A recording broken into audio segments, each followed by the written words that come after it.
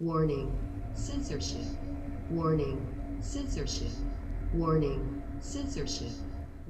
Ezra Levant here with a very special broadcast. Today, as we speak, in fact, police are raiding the GraceLife Church just outside Edmonton in Parkland County. This is the church that police arrested the pastor and sentenced him to 35 days in a maximum security prison. The footage you're looking at right now was taken moments ago by Sheila Gunn-Reid, our chief reporter. We got a tip about this raid, believe it or not, from one of the police who opposes this mission, this operation, who actually believes in his oath, who knows that the reason to become a policeman is not to prosecute, charge, harass, imprison, and bully pastors, but rather to go after criminals. I want to let you know that there was one person involved in this raid who tipped us off to it. I think that's an important point that shows that even the police who are shutting down a church know it's wrong. Sheila's on the scene now. We've seen various footage that she's taken and photographs. She's also talked to one of the cops. You can't see it in this shot here, but there are trucks that have brought steel fences. And they're going to put steel fences around this. And our police source says they intend to set up a 24-hour-a-day occupation and command post at the church because they know that if they were to leave, church members would simply come, move the gates, drill through any fake police lock, and go into the church. The police are occupying a church. I can't believe I'm saying those words. Those are words you would hear from Communist China, from Iran, from North Korea, maybe from, I don't know, some other places like Pakistan. But it's happening actually in Alberta, a Canadian province whose motto is strong and free. And bizarrely, a Canadian province whose premier, Jason Kenney, is not only a religious Christian himself, but when he was a federal cabinet minister, set up something called the Office for Religious Freedom that sought to lecture other countries around the world about religious freedom. I have a few tweets that he's tweeted out over the years that are just so on point. I wish the Jason Kenney of 2014 or 2018 could talk to the Jason Kenney of 2021. Justin, why don't you put up some of those tweets from my feed? Here's one. Can you zoom in? Can you click that one from 2014? Yeah, click that and expand it.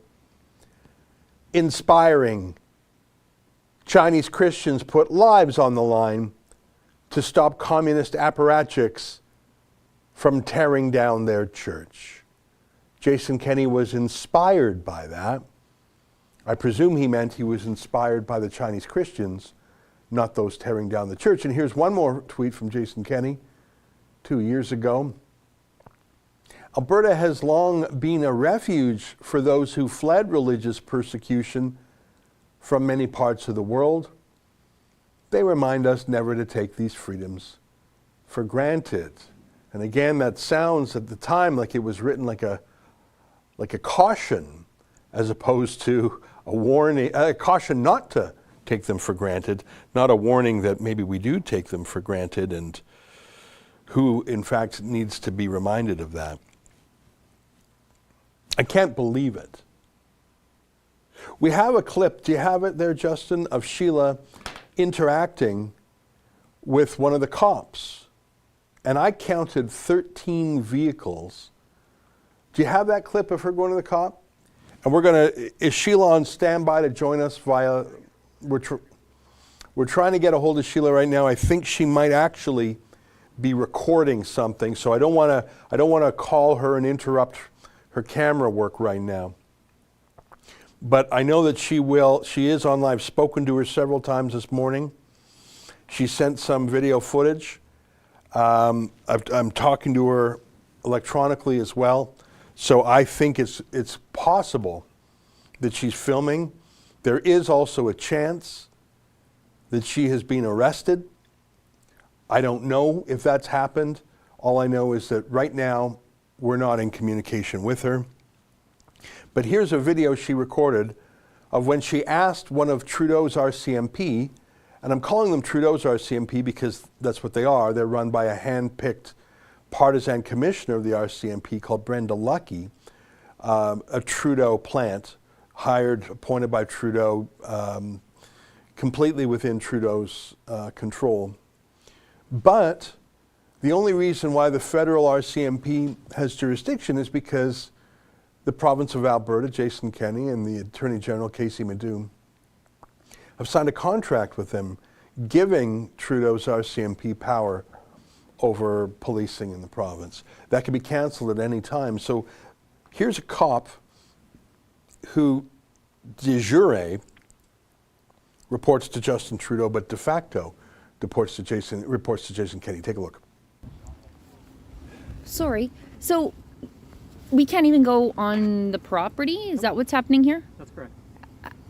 Why? How is that happening? I mean, it's private property. I've already talked to that about that with Scott. Okay, but I'm not with the church. I'm a journalist. You have no comment. I have no comment. So what happens if you if... want comment, you can contact Alberta Health Services or the RCMP Media Relations. They will release a statement. Okay, is there a court order in place preventing them from accessing the parking lot? Because I understand there's an order that closes the church, and that's in the door. That's been in the door for a while. But, I mean, I have permission from the owner to be on the property. Yeah, I can't comment. So what happens if I try to walk up there? I'll stop you.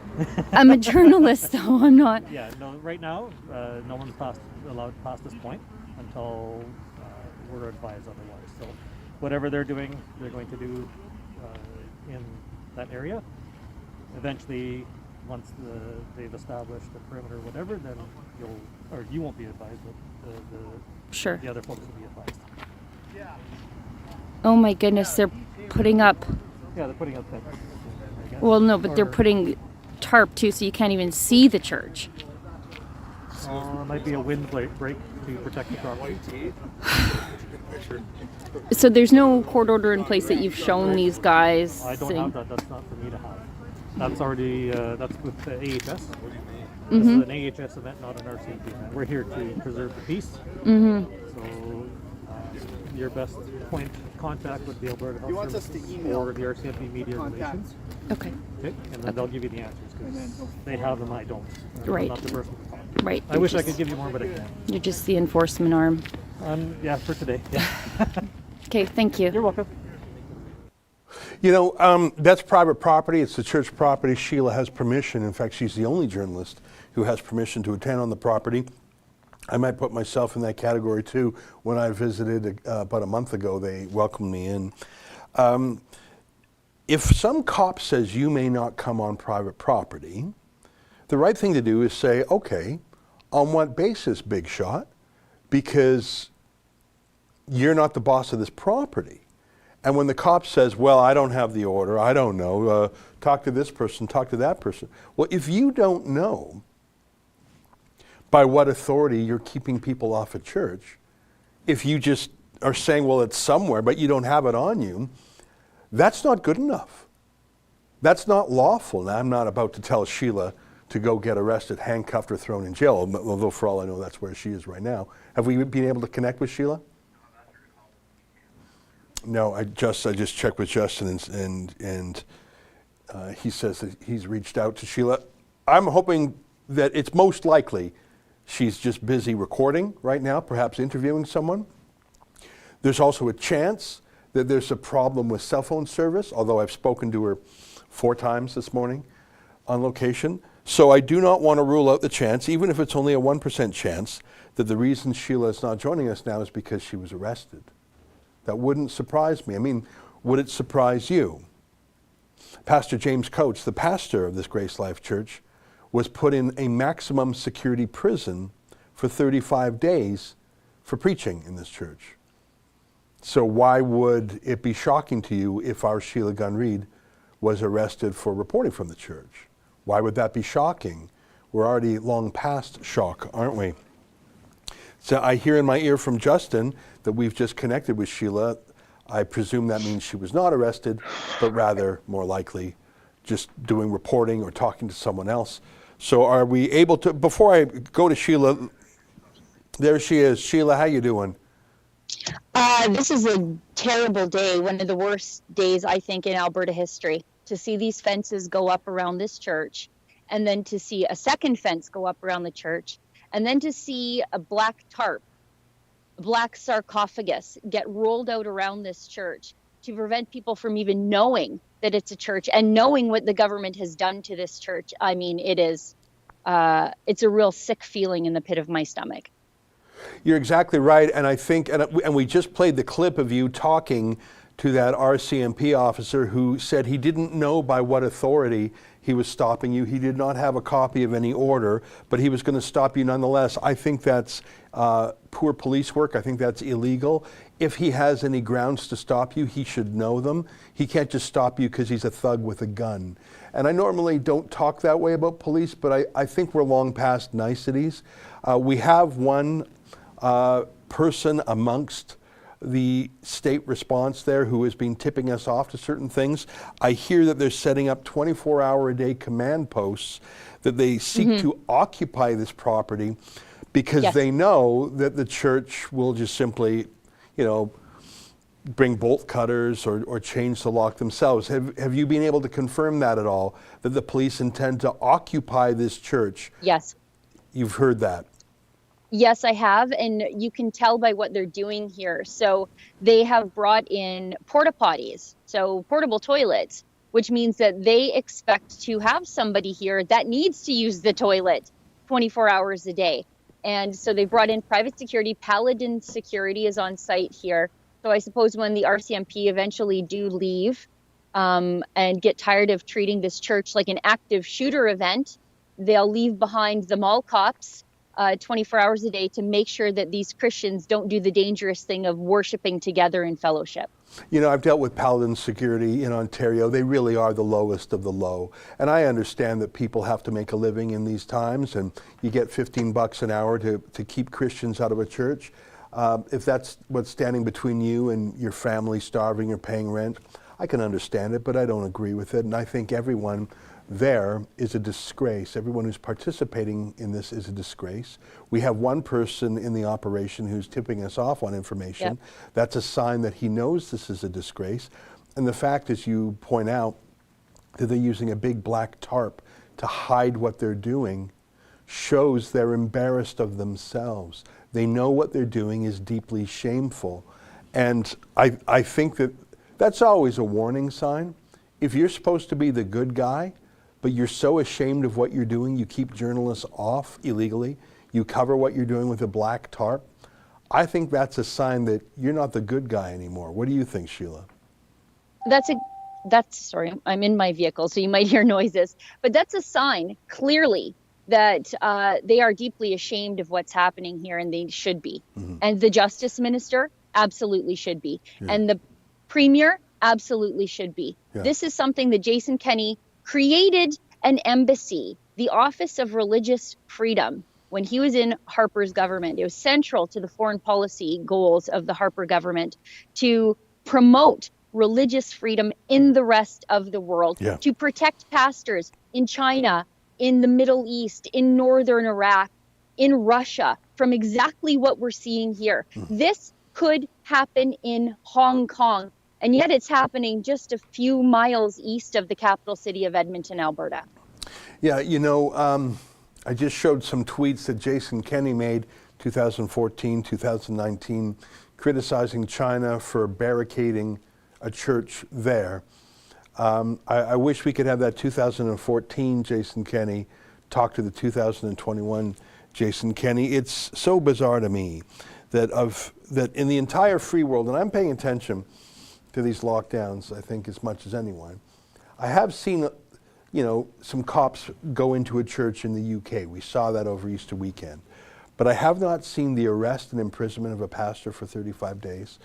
We saw in Calgary, Artur Pawlowski drive out 6 satanic cops on Easter weekend. It was like an exorcism. He said, out, out. And And all of this is happening in Jason Kenney's Alberta. You have the police, you have Alberta Health, you have private security, you have politicians, and you have the media party, which is egging them on. It is so bizarre to me. I grew up in Alberta. I know the motto of that province is strong and free. I know it's like the Texas of Canada. It's the freest part. And it's actually not the freest part anymore. That's an old sentimental myth that I'm holding on to out of nostalgia. It is actually the most abusive jurisdiction in the free world when it comes to Christian. Tell me a place that's more abusive. Tell me another jurisdiction in Canada, the United States, or Western Europe that has arrested a pastor for 35 days, sends police into churches, Nazi style, on Easter weekend, and then barricades and sets up a command post with porta potties in a church for a permanent occupation. You tell me any other place that does that, anywhere in the free world. There isn't one. Even in Montreal, when they were storming the synagogues, after changing the rules on religious services on the Sabbath so that Orthodox Jews had no idea what was going on.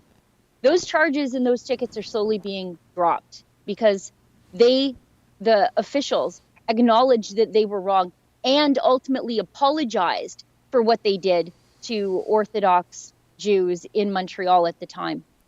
That's not happening here. The government has doubled down. Pastor James spent 35 days in jail, a prisoner of conscience in a free country. And that's they're now locking down the church. What a gross misunderstanding of what's happening here and what Christians are about. You can lock up their pastor. Another pastor will be on the pulpit the very next day. You can barricade their church, but they told me today, you can lock up our church, that's fine. But we have 4 days to plan and we will not be stopped. I believe it. Hey, let me just say a quick word to our viewers. We have about 2,000 people watching on our old YouTube channel. Friends, I got to tell you that YouTube demonetized us, and they didn't tell us why. We don't have a policy strike. There was no video that broke any rules. I asked if there was an appeal. They said there wasn't. So that's taken about $400,000 a year out of our company. And it's also banned people from being able to make what's called super chats. So you might be able to see our pinned comment in the chat window there leads you to something called Streamlabs, which is a way that you can sort of do a homemade super chat to us. So if you click that pinned comment, my one piece of advice is your username just has to have one word. It can't have a space in it. So it's pretty easy to do. Just click that pinned chat comment. It opens up a window that looks just like this. Choose your name, it can only be one word. Choose your dollar amount, then enter your credit card and your message, and away we go. And I want to ask for your help to do that because you take $400,000 a year out of the Rebel. That's the equivalent of 6, 7, 8 staff. We have to make that up because the work we're doing is so essential, I believe. We also have over 1,000 people watching right now on our Rebel Clips channel. And finally, I think we're also streaming on Rumble, is that right? We have about 100 people on Rumble. So altogether, we have several thousand viewers. Thanks for letting me interrupt. I will read those super chats. But Sheila, we have you on the line, and I want to take advantage of that. I'll cover the super chats a little bit later, I do promise. Now, you're sitting in your vehicle, and we can see a little bit of the trees behind you. Are you able to, or is it too windy or something, are you able to maybe even get out of your vehicle and stand with your camera pointed at the church and the police, and maybe even give us a walk around? So hit that button on your phone so the camera is pointing away from you, and maybe walk around and narrate for us. Are you able to do that?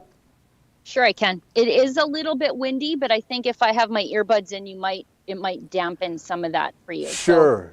Yeah, I just want, and we know it's windy, and we know you're out there, and the cell phone reception's not bad, because that church is out in the country. I have been there myself. Yep. It's very close to the city, but it is on a country road. So go ahead, Sheila, and exit the car, and go as far as you can. In fact, I wouldn't mind seeing an interaction with one of these mall cops or Trudeau's RCMP cops. I'd like to see that, but I'll let you be the decider of how pushy you want to be. I might be just maybe 1% pushier than you, Sheila. Well, I try to follow the rules of engagement of the church here. They're Yeah. not using the Artur Pawlowski style of Right. police engagement. Yeah. So I saw a They're CTV doing vehicle peaceful there. protest. I saw. Yeah, there's CTV, there's Global. Yeah. They're probably So, popping the champagne cork because they're probably absolutely jubilant. They despise this church. They've been cheering on the lockdown since the very beginning, and this is their victory day. This is their anti-Christmas. This truly, they're wearing their little Nas satanic running shoes today. They couldn't be happier that a church is being shut down. They're erotic about it. Well, there's Global. See, you can tell. Oh, there's the guy from CP that had the footage of Dion Buse striking me and then killed it. Oh, you remember that? Those are the worst There. people. I said the Paladin security people are the worst people in the world. I take that back. That reporter is. Remember him? He's Yes, I do. the photojournalist, and Yeah. he said there was no usable footage of the strike of me until we caught him in our footage of Dion Buse Yeah. hitting me, and then they suddenly miraculously produced it. So all these people right here Yeah. are people from the church. So that one family there that directly in front of me, they have, I think, 8 or 9 kids. And this is the church. This is their church. Yeah. This is this is where they go to be together with their community, and the police and Paladin Yeah.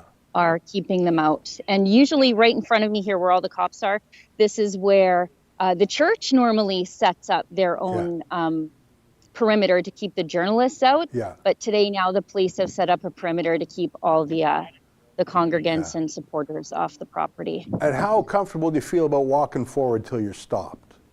Sure, let's go. Let's see how it goes. Yeah. Oh, here we go. Back up for me, please. You're getting awful close, though. No, you're getting close, though. And I will. Who's the thug? What's his name? Ask him for his name and badge number. Sorry, what's your name and badge number? Thank you. What's the Well, name and what's his badge name and number? badge? Go ahead and ask him that. Well, I'm trying, but you're stopping me. Okay, but you can't go on the property now. Okay. Name Well, and can badge you number. come back and provide his name and If badge he number wants to to. me? No, not if he wants you to. I asked for it. That's fine. What's this guy's name? What's this What's guy's your name and badge number?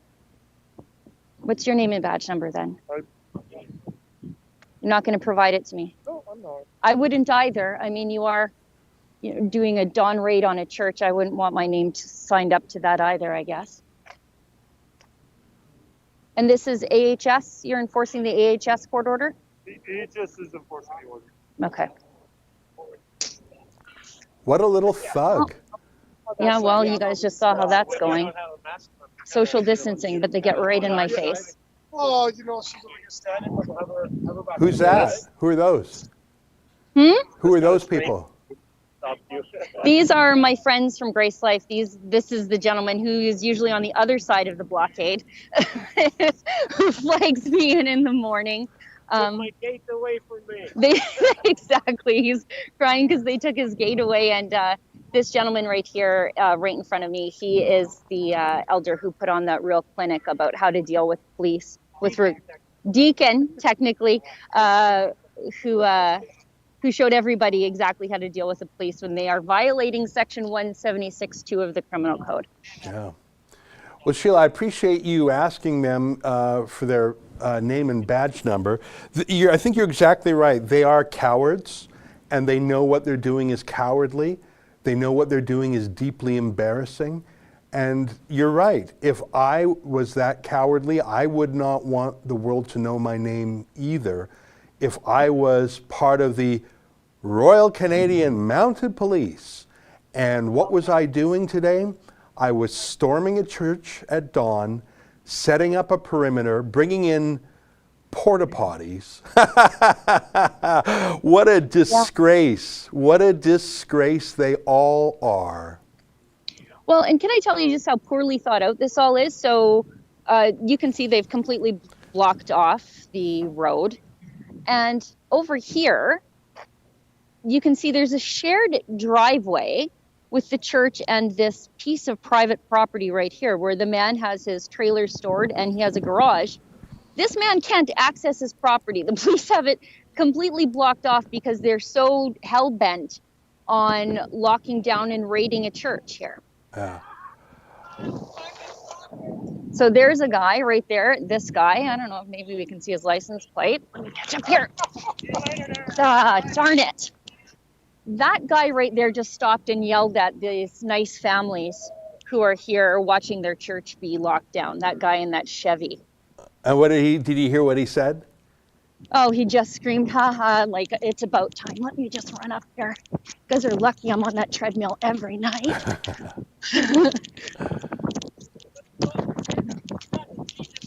Satanists are better than me? Satanists are better than you guys. Go to the Church of Satan. Even they follow mask bylaw. They do? They do. They Oh, wow. do. I didn't know that the Satanists were all into masks. Oh, That's yeah. cool. Good for Check them. it out, man. That's You creationists are fucked. Sorry about the swearing there, but that's the I think he literally level of praised the criticism. Church of Satan. I'm not even kidding. I think he literally gave a shout out to the Church of Satan. Did I hear that correctly, Sheila? Yes, he said that even the Church of Satan follows masking.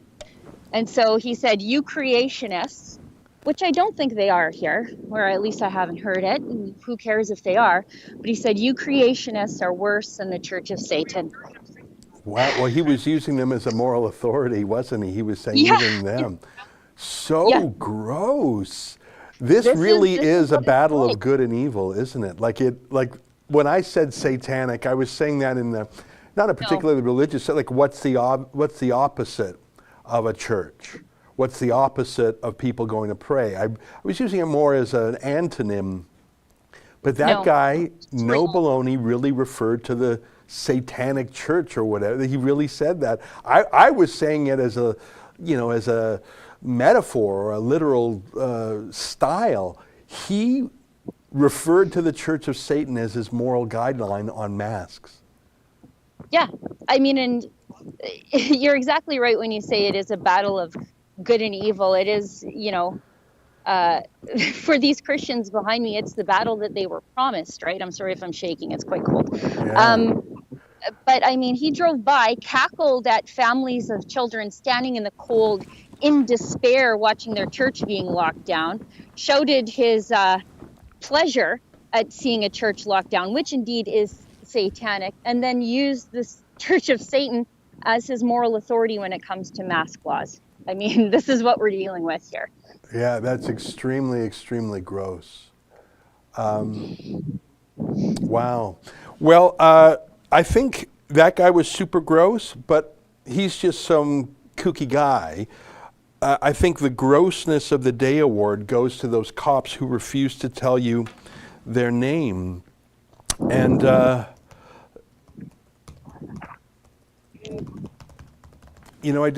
know various acts, but let me, literally while we're on the phone together, Sure. I want to see if I can, RCMP Act. I want to call up the RCMP Act, and I want to, see what their obligation is to give, I don't have the time to do that search while we're on the line with you. I don't want to waste my time, but I think they might be breaking the law. Well, I'm pretty sure if he wants to is not the appropriate response either way. Yeah. You know what? Just so gross, but so unsurprising. Royal Canadian Mounted Police Act. Commission. Why don't you narrate for a minute while I search this, Sheila? Because I don't want people to wait. But I do. Sure. But I would love to be able to come back at you, and tell you what the section is, and maybe you can tell those rogue cops there. But give us a little bit of the background, because Sure. you've been going to this church every week for over a month. Yeah, it's pretty close to 2 months now, since before Pastor Coates turned himself in on February 16th for the crime of not limiting his congregation to 15% of fire code capacity. He also doesn't force his congregation to wear masks or to social distance from each other. This is the most normal place in all of Alberta where there are young people and older people interacting with each other in completely normal ways, the ways we used to in the before time. Pastor Coates spent 35 days in jail, a prisoner of conscience, as I said before. And if the state thinks that locking down this church is going to deter them, I think you're going to see even more people attend than the usual 600, and I think it's 19 that they allow into the building once they reach 100% fire code capacity. So I think when they figure out what's going to happen on Sunday, you're going to see maybe 1,000 people here. Yeah, well, that's the thing, because those big brave cops are so brave stopping you from entering the property, but I wonder what they would do if there was 100 or 1,000 Christians who just walked there. Would they taser them? Would they handcuff them? Would they beat them up? What would they do with children? Because that's really how it goes down in places like China, like Iran. The police, I mean, that's how it was under the Soviet bloc. And there came a point where some police just threw down their badges and said, we're not on the side of the tyrant. And I wonder what would happen. And let's remember here, I am deeply personally invested in the success of this church, but I'm not technically a member here.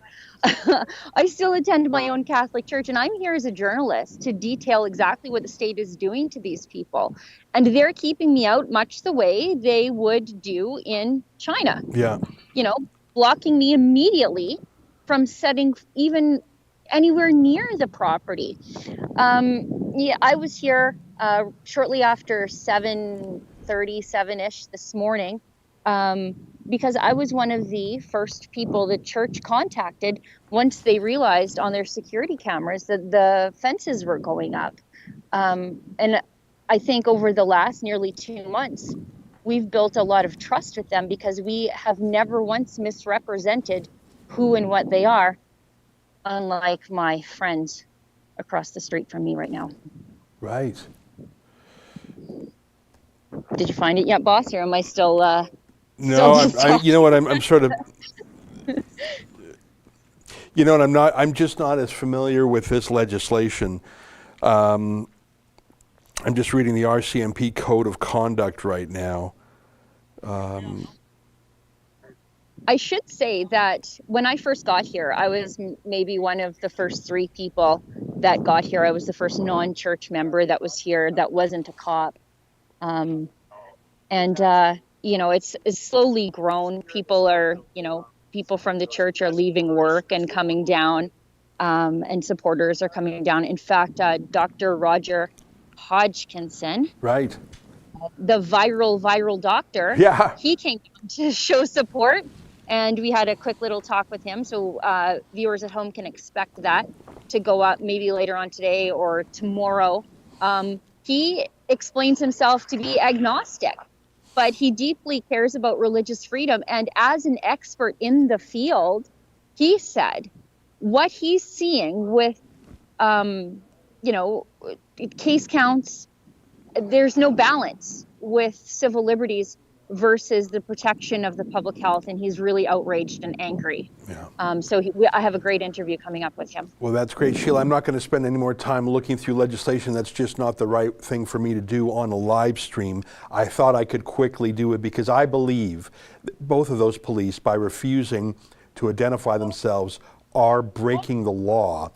I believe that, but I don't have the statutory basis for that.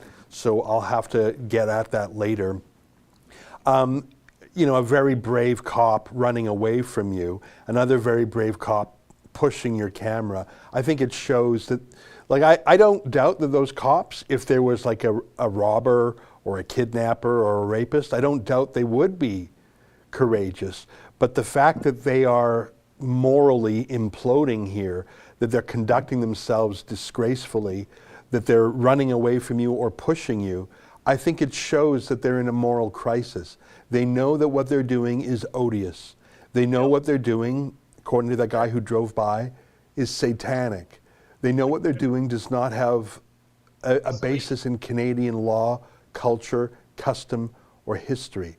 And they know it. and they don't want to show their name or their face. I think they're deeply grateful that they're allowed to wear a mask today, lest their face became public.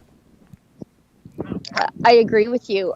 There's one cop here, the one that, put his hand in my face. He's the one that came with Alberta Health Services 2 weeks ago and was the insistent officer that he needed to enter into the church. Now, I know somewhere around here is the other cop, the good one, who didn't want any part of that.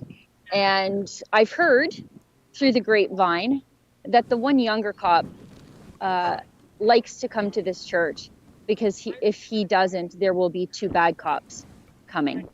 That's right. And I don't want to identify who in this operation is sending us little messages, but I can assure you that that one good cop who we have not seen today is not the only one who realizes the political ends to which these means have been put.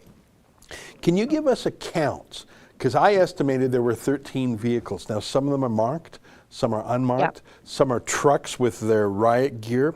Can you, I suppose one was bringing the porta potties. By the way, imagine if cops showed up at a mosque and bring a bunch of toilets onto the mosque property. It's unthinkable that would happen. The desecration of a church, but that's nothing to these people. I mean, if you throw a pastor in prison for 35 days, you're not going to give a damn about bringing toilets to a church. I don't know if you can see that little car right in front of me. Yeah. But that is Alberta Health Services. So they are safely behind the police blockade, so nobody can ask them any questions. Yeah, they're cowards like their boss, Tyler Shandro. So can you count some of the vehicles we got here? How many vehicles we have on the dark side? Okay, so 1, 2, 3, 4. Am I counting mainstream media as on the dark side? No, separate them out. They wish they were cops. They would be the most brutal, wouldn't they? Yeah, so 1, 2, 3.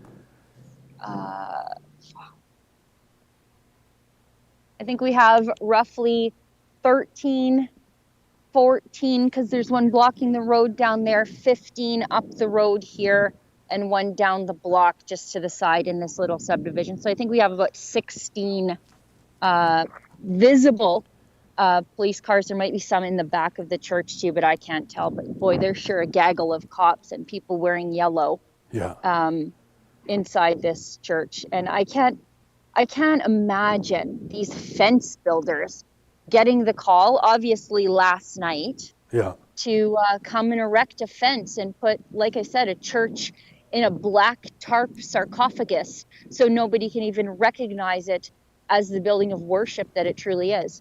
Yeah. That's incredible. So that's 13 vehicles, and we saw a couple of the cowardly Mounties. Those are words you don't normally see next to each other. Mounties and cowardly. Mounties is such a great word.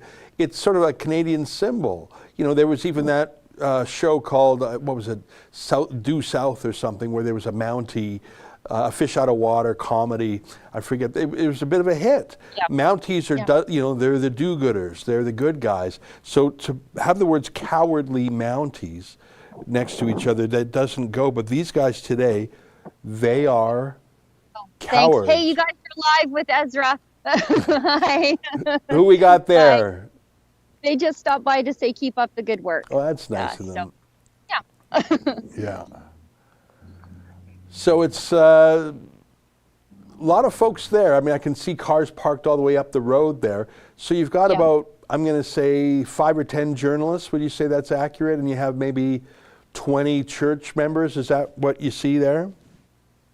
Yeah, I would say, maybe 20, 25 church members. CTV's got 2 crews here. Or sorry, CBC has 2 crews here because they have to have one in English and one in French. So there's the fence company. There's the fence company, Fast Fence. Yeah. Just following orders. Just got a business deal to do. Hey, if you come and put up a fence around the church, I'll pay you 10 grand.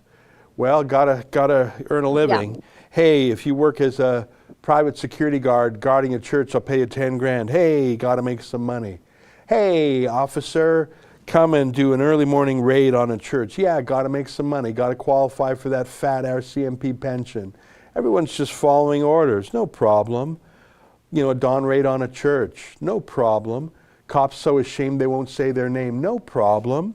It's just so weird to me that this is in Canada.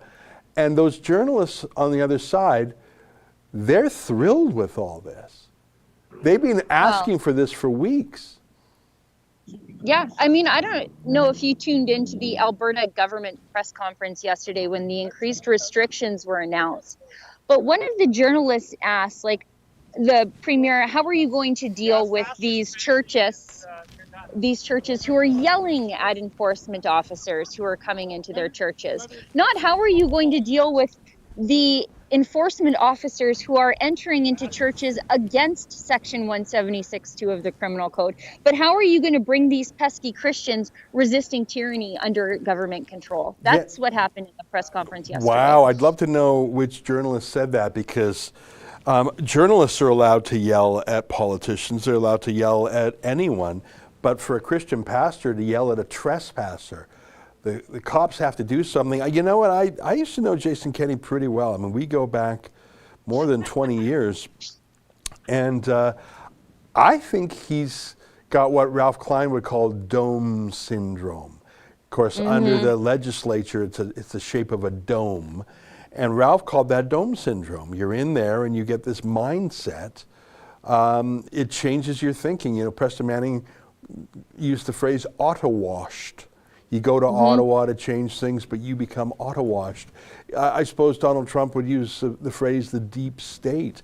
But something has happened when Canada's most prominent and active and vocal advocate for religious freedom, Jason Kenney, now bizarrely presides over the greatest persecution of Christians and Christian churches in Canadian history. I'm trying to think of any example that comes even close. I've never heard of a pastor being jailed 35 days before. Never heard of 6 cops storming a church on Easter weekend before. Never heard of toilets being brought onto a church. I mean, just for 1 second, what do you think the reaction would be if a bunch of cops brought a bunch of toilets to a mosque during Ramadan? A bunch of toilets. What do you think the reaction would be to that, Sheila? Well, we'd have the Prime Minister weighing in now, wouldn't we? Yeah. Even if it weren't real, the Prime Minister would weigh in on it. And we'd hear from civil liberties organizations from around the world. The ACLU would weigh in on this sort of stuff. The UN would send a special rapporteur to deal with this. Yeah. And these guys are getting nothing. They're getting actually increased enforcement.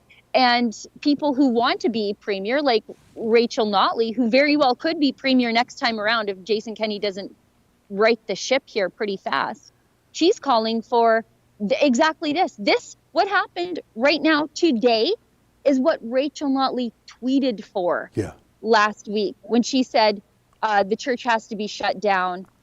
We've got to close up this church. When, you know, NDP activists are saying change the locks, well, guess what? That's exactly what happened. So Jason Kenney, indistinguishable from Rachel Notley today. And so shocking on this of all issues. I mean, I can understand why you might run a deficit because it's tough times. I can understand why you might even raise a tax. I'm not saying I agree with either of those things, but you can understand because there's such a crisis now. But on this, to so closely mirror the demands of the socialist NDP, it's shocking. By the way, I'm aware that police forces have to be independent from politicians, but not when they're Bull Connor style police forces, not when they're abusive, constitution violating police forces that are so obviously ashamed of their own misconduct that they run away from you, Sheila. I think it's entirely appropriate for the Premier of the province to issue a statement that he is for religious freedom, to re-establish that police ought not to go onto churches. Section 176.2 of the Criminal Code says, in fact, it's a crime to do so if there's a service underway. I think that all the prosecutions of churches and Christians need to be re-examined, just like occasionally racially motivated prosecutions are re-examined for prosecutorial bias. I think that that is not a meddling in police affairs, but it's a corrective of obviously selective police enforcement that is beyond the pale. It's beyond the norm. There is no other jurisdiction in Canada, in the United States, in Mexico, in South America. I mean, you used to hear about some political priests in South America standing up against some dictator, and the police and the priests would be targeted. That was sort of a banana republic hallmark, is, are you arresting priests? Because perhaps all the politicians in a banana republic were bought off, but the priest would stand with the people. Like, I'm just going around the world literally. I doubt there's a priest in jail in any of the Americas, from Alaska down to Tierra del Fuego, except in Alberta. This is the kind of thing that the Soviets tried to do to stop the Polish solidarity movement that was ignited by the church. Yeah. And I think the same thing's going to happen here. There are a lot of churches out there that are sort of sitting on the fence about what they need to do next. And I think this might be the tipping point for a lot of them.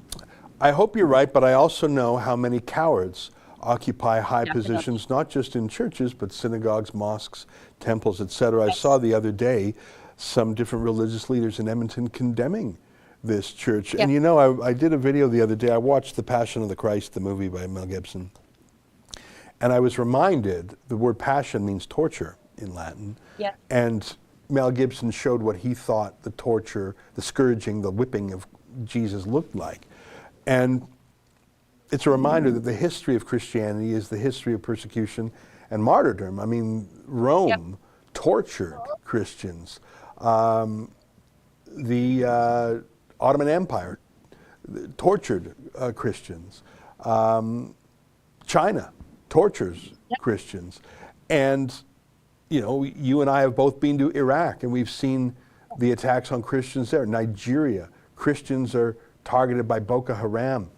And so all around the world, and for 2,000 years, being a Christian means being persecuted.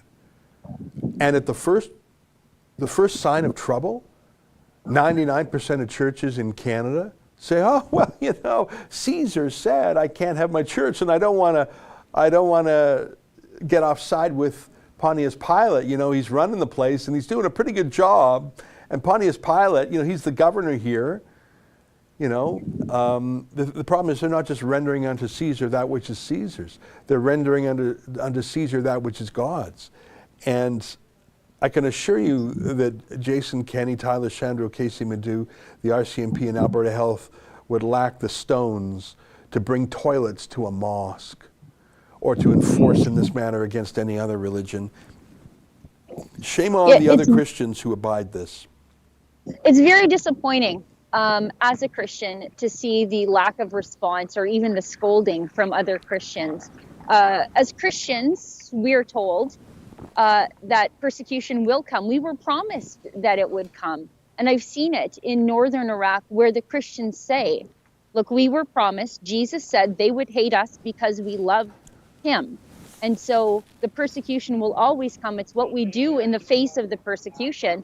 And I'm seeing that there are a lot of people who fancy themselves to be strong Christians who are turtling, hiding under the covers, obeying the state in the face of persecution. And that's not what they are supposed to do. Yeah. Well, Sheila, I appreciate you taking so much time, and that's pretty good cell phone reception from out in the country. It's not too far from Edmonton proper. I was out there about a month ago. It's actually fairly adjacent to the city. It's just sort of a couple of you know, country miles south of the city, I think, if I'm remembering right. Should we whip through some super chats? There might be some questions for you. I don't expect you to answer the super chats. In fact, I'm tempted to let you go, but let me just look through the super chats to see if there's any that refer to you. Justin, were there any that you saw that referred to Sheila? Questions? I'll ask one. I see here, Chrissy donated $8. Hey, Ezra and Sheila, what do you think? Has Kenny just been keeping Notley's chair warm? He's operating worse than she did. Never in my life did I ever think a conservative leader could prove he is nothing more than a two-faced liberal who just ruined his future. Do you have any thoughts on that? Well, as we discussed, what's happening here right now is exactly what Rachel Notley wanted last week. And so when people say, well, Sheila, it would be much worse under Rachel Notley.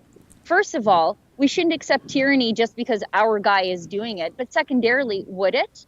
What would be happening completely different than if Rachel Notley were in charge? Everything is closed. Yeah. Restaurants are being decimated right now. That's exactly what Rachel Notley would do. And so after we've given this government a year, we're still being blamed for outbreaks that they don't know how to control. And we are right back at the very beginning. So, what's the difference? Rachel Notley, Jason Kenney, at this point, what's the difference? Yeah. Here's another one.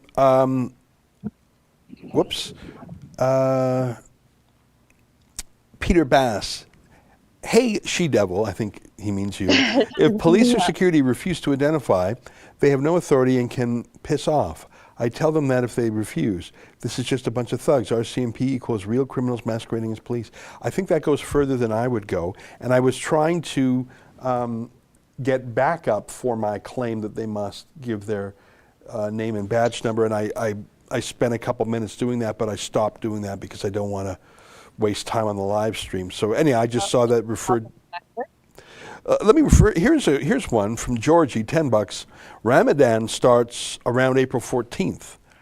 For equality's sake, they better do to them what they've done to this church and pastor. If they don't, it will be very obvious that it's a blatant attack on Christianity.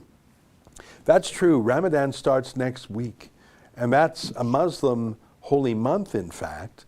And one of the attributes is that they don't eat. They fast during the day, and then they eat at night, and they typically go to the mosque. And I'm pretty sure I know in advance that there won't be dozens of cops doing a pre-dawn raid on mosques and bringing in trucks with toilets on them. What do you think? I severely doubt that. I've seen footage from Calgary, from a Calgary area mosque where it was clearly busy on Friday. And just to be clear, I don't want the mosque closed. I want everything to be open. I want my Catholic church to be open. I want GraceLife Church to be open. I want everything to be open. The synagogues, the mosques, everything. It's the mixed levels of enforcement that are driving me off the rev limiter here. I can only imagine what's going to happen in Calgary to some of the more non-compliant churches there, like Pastor Tim and Trevor Stevens churches. There's one in Sherwood Park and one in Calgary that have been open the entire time. And the one in Calgary, that's the one where the police entered but didn't get cast out like devils. And I wonder what's going to happen to them. I mean, how can they close GraceLife and not go after them? Yeah. Well, they'll just do it because who's going to complain? The media party? Who's going to complain? The other coward. And you know what? It's just so disappointing to me. My point about Christianity is how can you preach? Okay, so this is the guy who owns the garage, and he's trying to get in. To his own property. Imagine if these stupid cops keep him out. What an incredible thing that would be. These bullies, these cowards who won't even show you their name and face. Are they so dumb as to keep this man out from his own property?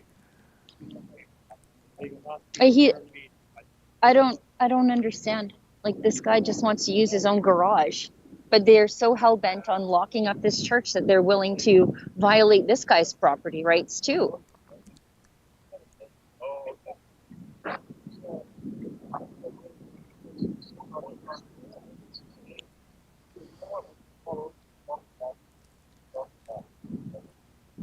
See, this man attends the church, and he's saying right now to this, I don't know if he's a security guard or plainclothes cop, but he's saying to them, after this is all over, you're welcome to come to the church. So that's the kind of hearts and minds of the people at the church here, that they are truly hearts full of forgiveness. They're not vindictive.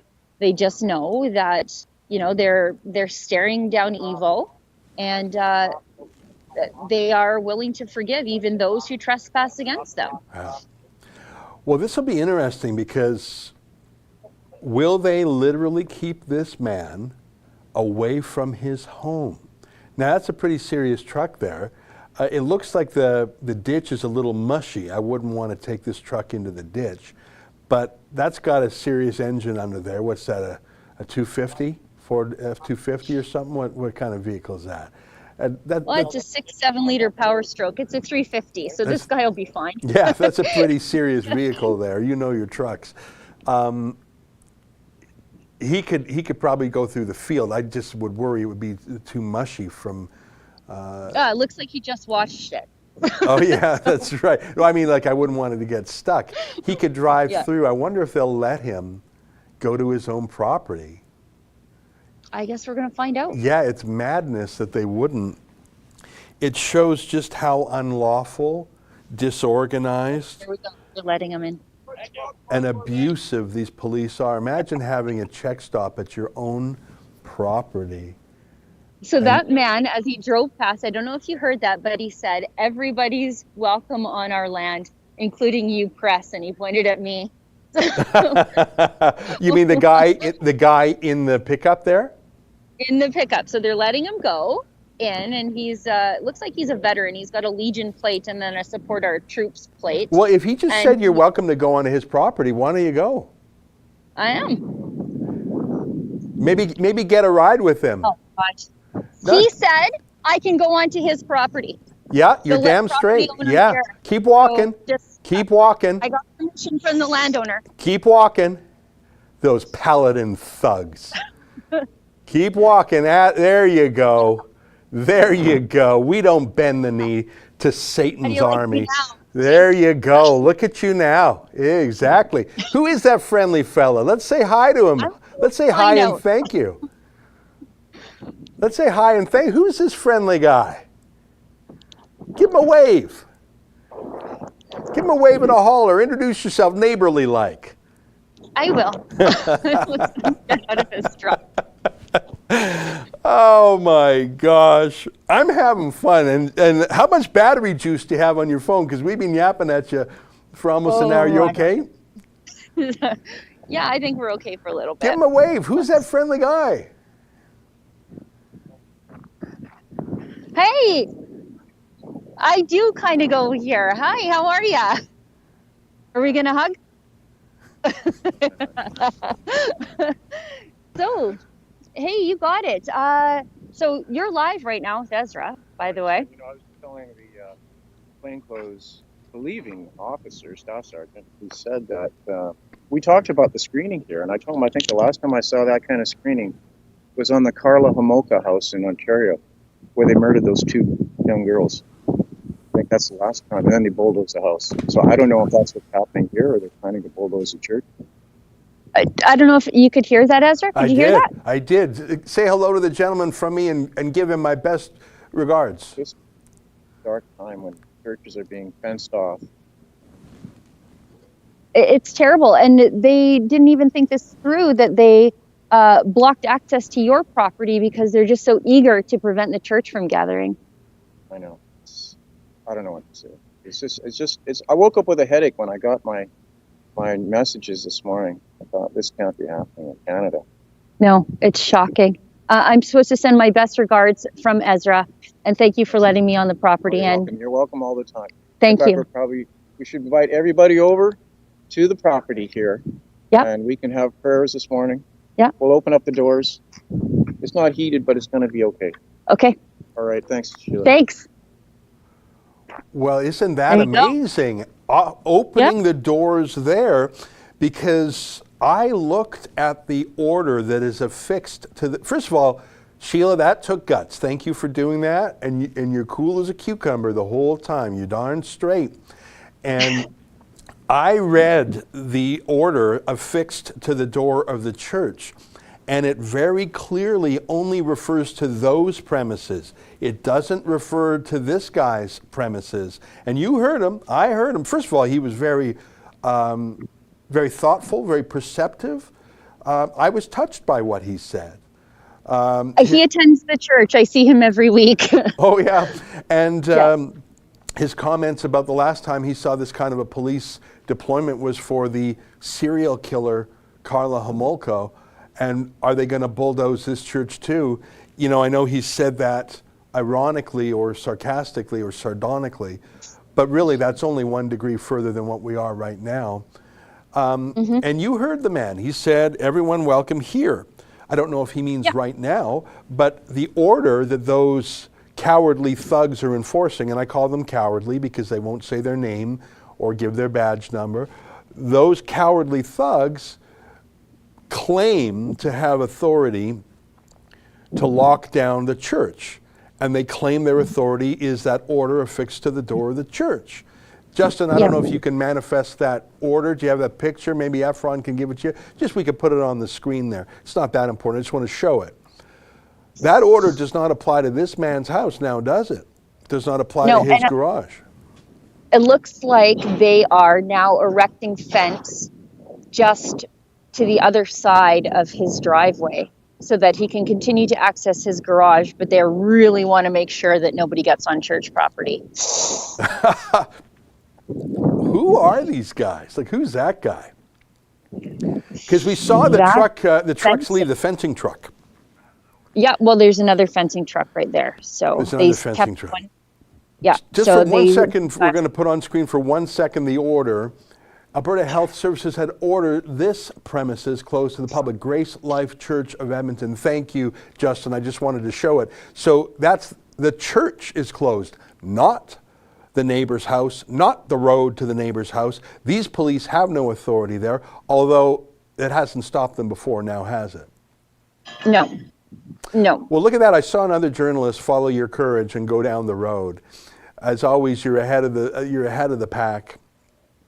Oh, no, that's not another journalist. That's Jimmy. He's the videographer from the church. Oh, I see. So and now there's the owner. There's the owner going out. Go see what he has to say. He's probably going to give a tongue lashing to these dirty cops. And I call them dirty because I don't think they're following the law about disclosing their identity. Why would you do that? Block it off here if you don't want anybody going to church for whatever reason. Well, It doesn't make any sense. we're blocking off right down the middle, giving you that half, and yeah, it's going to go right. So why can't you go Why across the can't you go driveway and across along here? the grass? Give me the drop so I get it closed. They don't gotta get called by you gotta reseed it. You could go across the driveway and down the grass. That makes no sense. Don't be legalist. Right now, that's where the fence is going to go. If you have an issue, Is it your call? it's not my call. You'll have to talk to Tim McGilvery at Park He's essentially my boss. I'm a corporal here. It's high a little. Not high. So this is in your side, man. I am. Well, thank you. So this is going to obstruct your use of your property. Why are you allowing it? Yeah, that's in your property. Right there. That shouldn't be on the ground. Why? Why is it there? Well, they're going to Yeah, like Ian, that's too close to your road. You're going to have to tear it down. It's on your property. Huh? I will tear it down. You're going to tear it down? Well, I will if you want to. Yeah.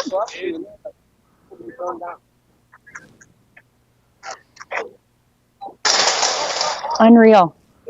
They're trespassing. They're trespassing on his property. Yeah, you guys are trespassing.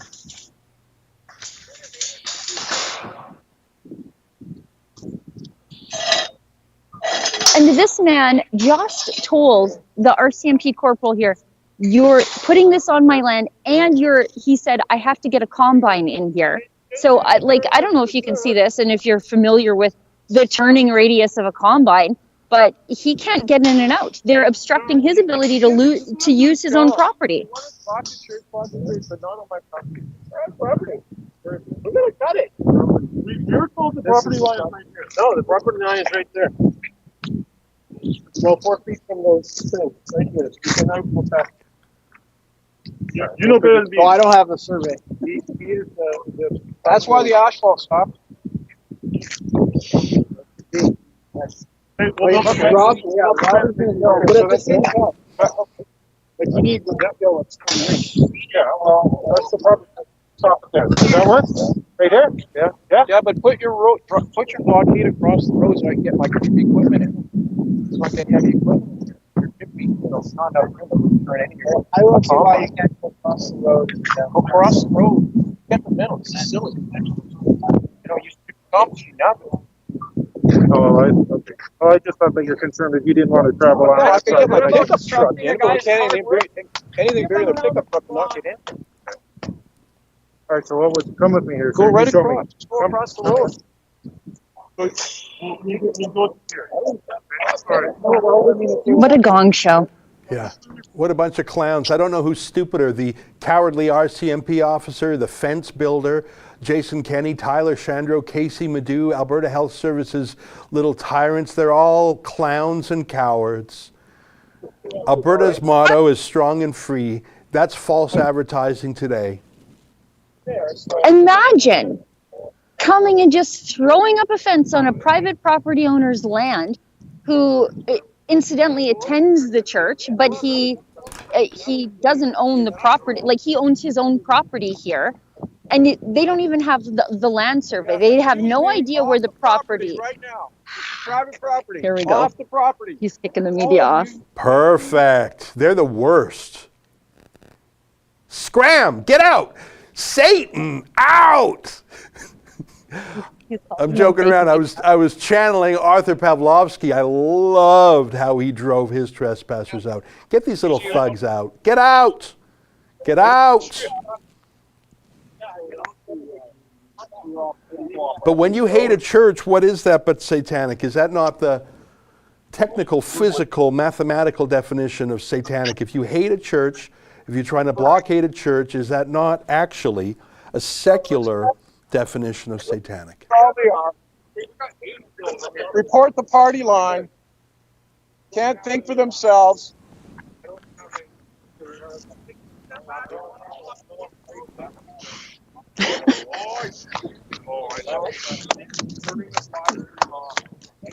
Right on. Right on. I think someone should call the cops to get the trespassers off. Because there's some trespassers here. I think you got to call the cops, though, Sheila. Well, how do they do this without even knowing where the property line is? I don't understand any of Ask them. it. Go ask them. I don't think they can arrest you for asking a question, Sheila.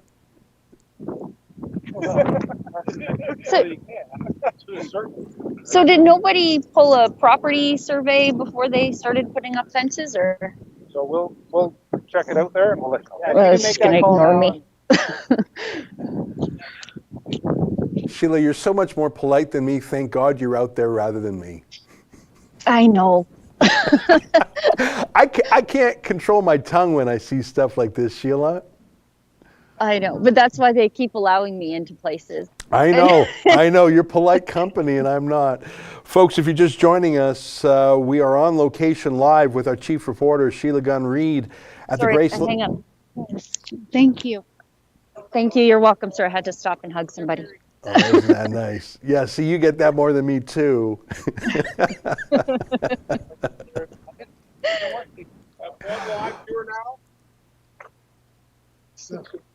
For those who are just joining us, this is the premises of the GraceLife Church outside Edmonton. Police at a dawn raid. Oh, look at those kids having fun in the piles of dirt. Police in a dawn raid. 13 vehicles, actually 16 vehicles, I understand, came. We understand they changed the locks. They put up a big tarp to block their actual activity, putting up steel fences, stopping any access. The police would not identify themselves to Sheila. They would not say their name or badge number.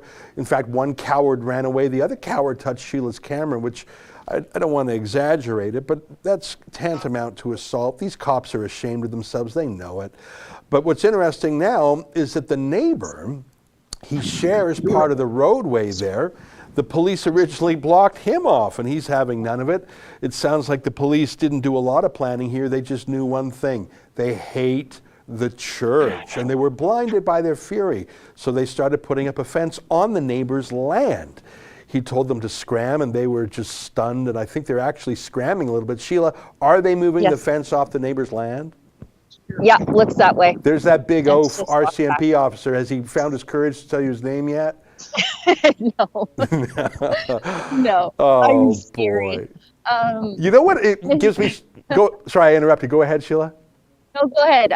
Looks like they have decided to take down the side of the fence that was sort of blocking this. When I see cops like that cowardly corporal, it gives me so much encouragement, I mean, because I'm just a tiny bit tubby. I'm husky, as the kids say. And when I see a guy like that cowardly corporal allowed in the police force, I think, well, maybe that profession is not off limits to people who are plus-sized, like me.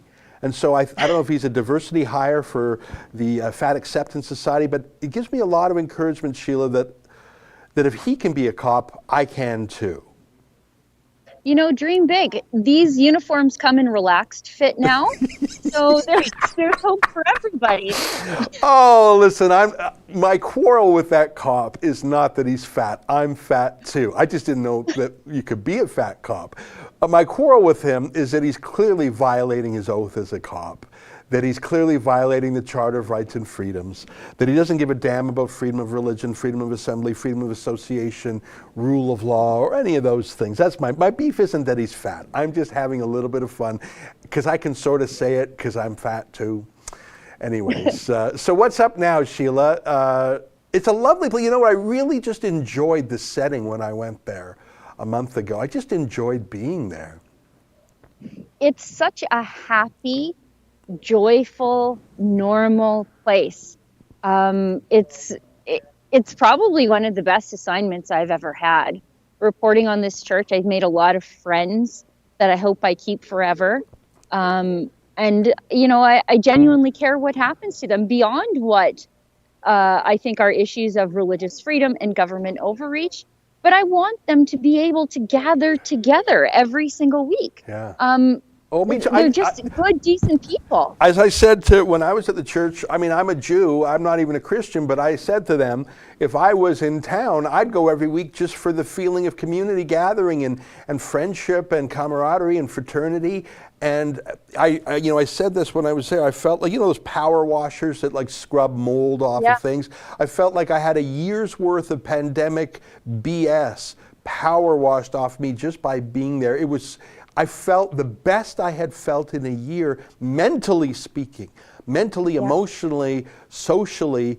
I'm not depressed, but I'm sad like everyone about these times. Going to that church lifted that off of me like I was being washed clean. And I know I'm using language that even sounds a little bit religious, but I'm telling you that's how I feel. And I'm not a Christian. I'm just a Jew who was there, and that's how I felt. Imagine if you were of this faith. Imagine how cleansing it would feel. It does. It does. And one of the things that I've noticed anecdotally between attending my own church and attending this one, because I'm doubling up every week, is that my church, when it moved to limited capacity and online services, which I don't understand how I'm supposed to take communion over YouTube, but whatever, is that it instantly aged my church. That the only people who are in attendance at church in person are people who are too old to understand YouTube. Yeah. And this church feels so young and so alive. I love, you love seeing the kids run around. And when there's a baby that's crying and the mom takes it out of the room and the mom's sort of embarrassed. I find it the opposite. Those are my favorite moments. I love it. Hey, love it. Sheila, unless there's something going on there, the landowner, do you want to ask his permission if you could walk along the boundary between his property and the church? I wonder if he would permit you just to walk down his field a bit, just to get a different point of view. Sure.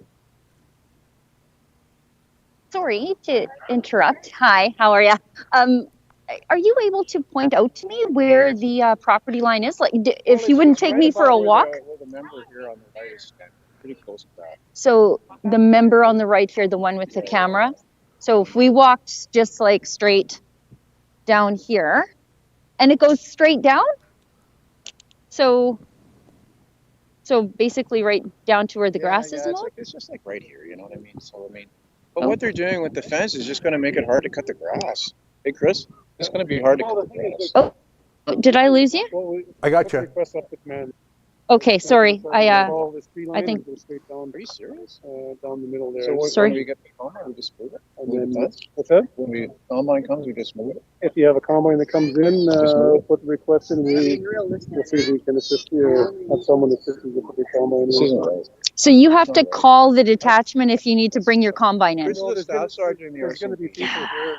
and he says that farming is now illegal. in Yeah, Canada. you've got to check with the cops before you farm. So I No, need I to didn't have, say that. I need I didn't say approval to that. farm. Need approval No, I to said farm. if you need to get a big equipment and come and see us, and we'll see what we can do. to assist you. Basically, you're saying I need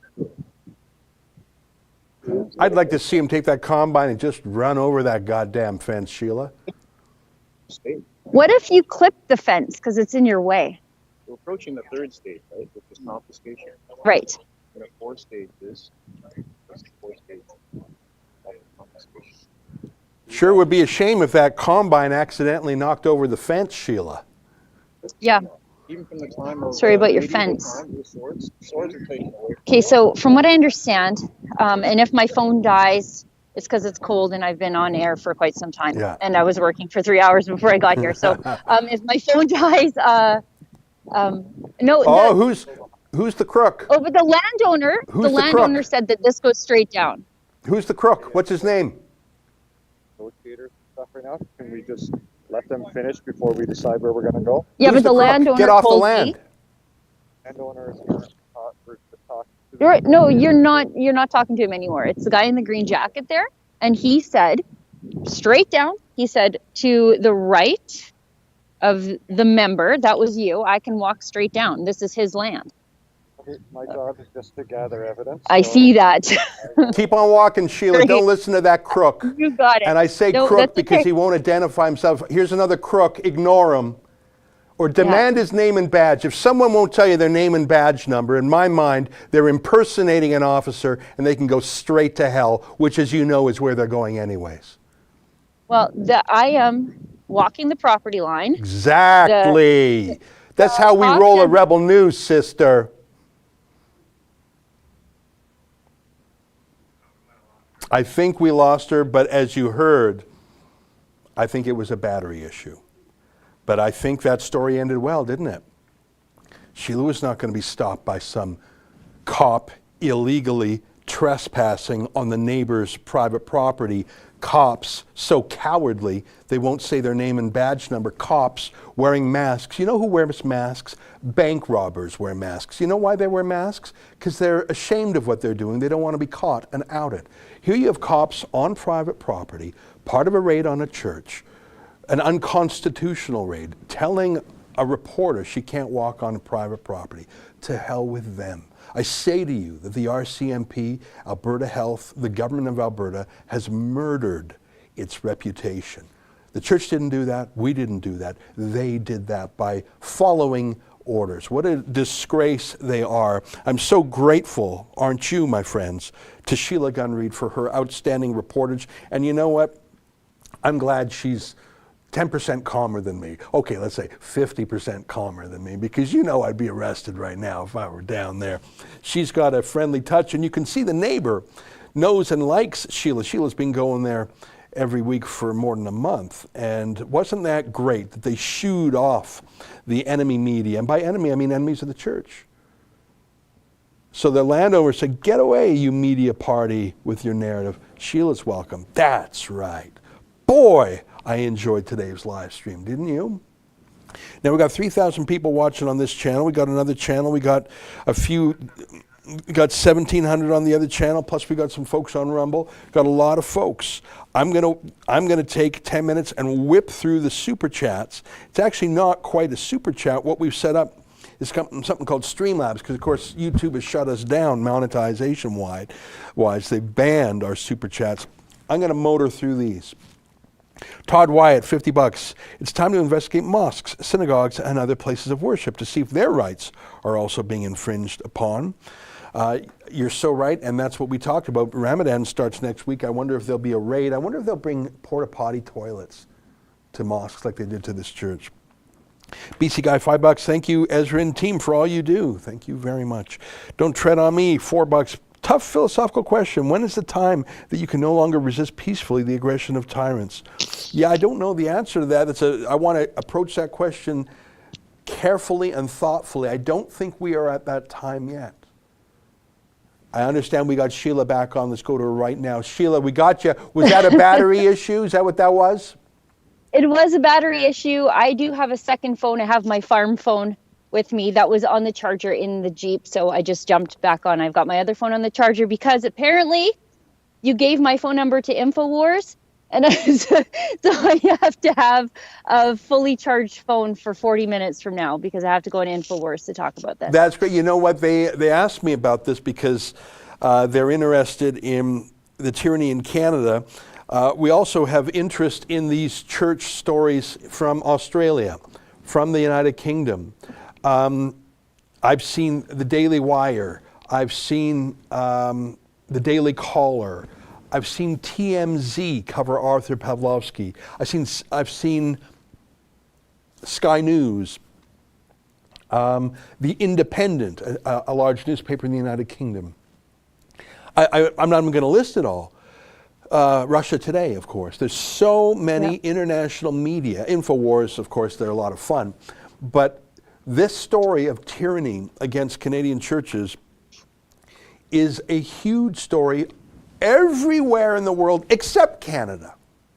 Yeah. And you saw why, because that pack of jackals there that the neighboring farmer kicked off the property, they are lusting for this church to be shut down. They would have cheered that weird Satanist that we bumped into 45 minutes ago. So it's so weird to me that we have to learn about our own country from foreign media. I think you're going to have a hoot on Alex Jones today, and I'll be tuning in on that. All right, Sheila, well, so you're charging up the phone. We got a lot of good stuff there. I was so glad you walked by those cops, that evidence gathering cop. He didn't know who the hell the property owner was. He said our negotiators are talking to the property owner. And I said, our negotiators of hostage taking or something? Well, and I said, no, actually the property owner's right there and he's talking to somebody else. Like they don't have a friggin' clue what's going on around here. Nobody knows what's going on. Nobody knows where the property line is. Nobody knows who owns the property, but they're putting up fences anyways because they are really eager to lock these Christians down. Now, just as your battery died there, did you walk past that dumb guy who said, I'm just gathering evidence? Did you walk by that dope or did he try and stop you? No, I walked all the way down. I walked all the way down.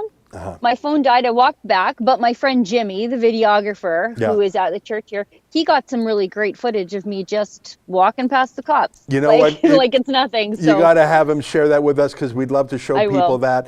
You know, you've done a great job on this story, not only journalistically, but you have got to know the individual congregants and the neighbor. The neighbor seems to like you. He called you by name Sheila, and that's maybe because he introduced yourself to him, or maybe he knew you from your broadcasts, or maybe he knew you from visiting with you in the church. I don't know.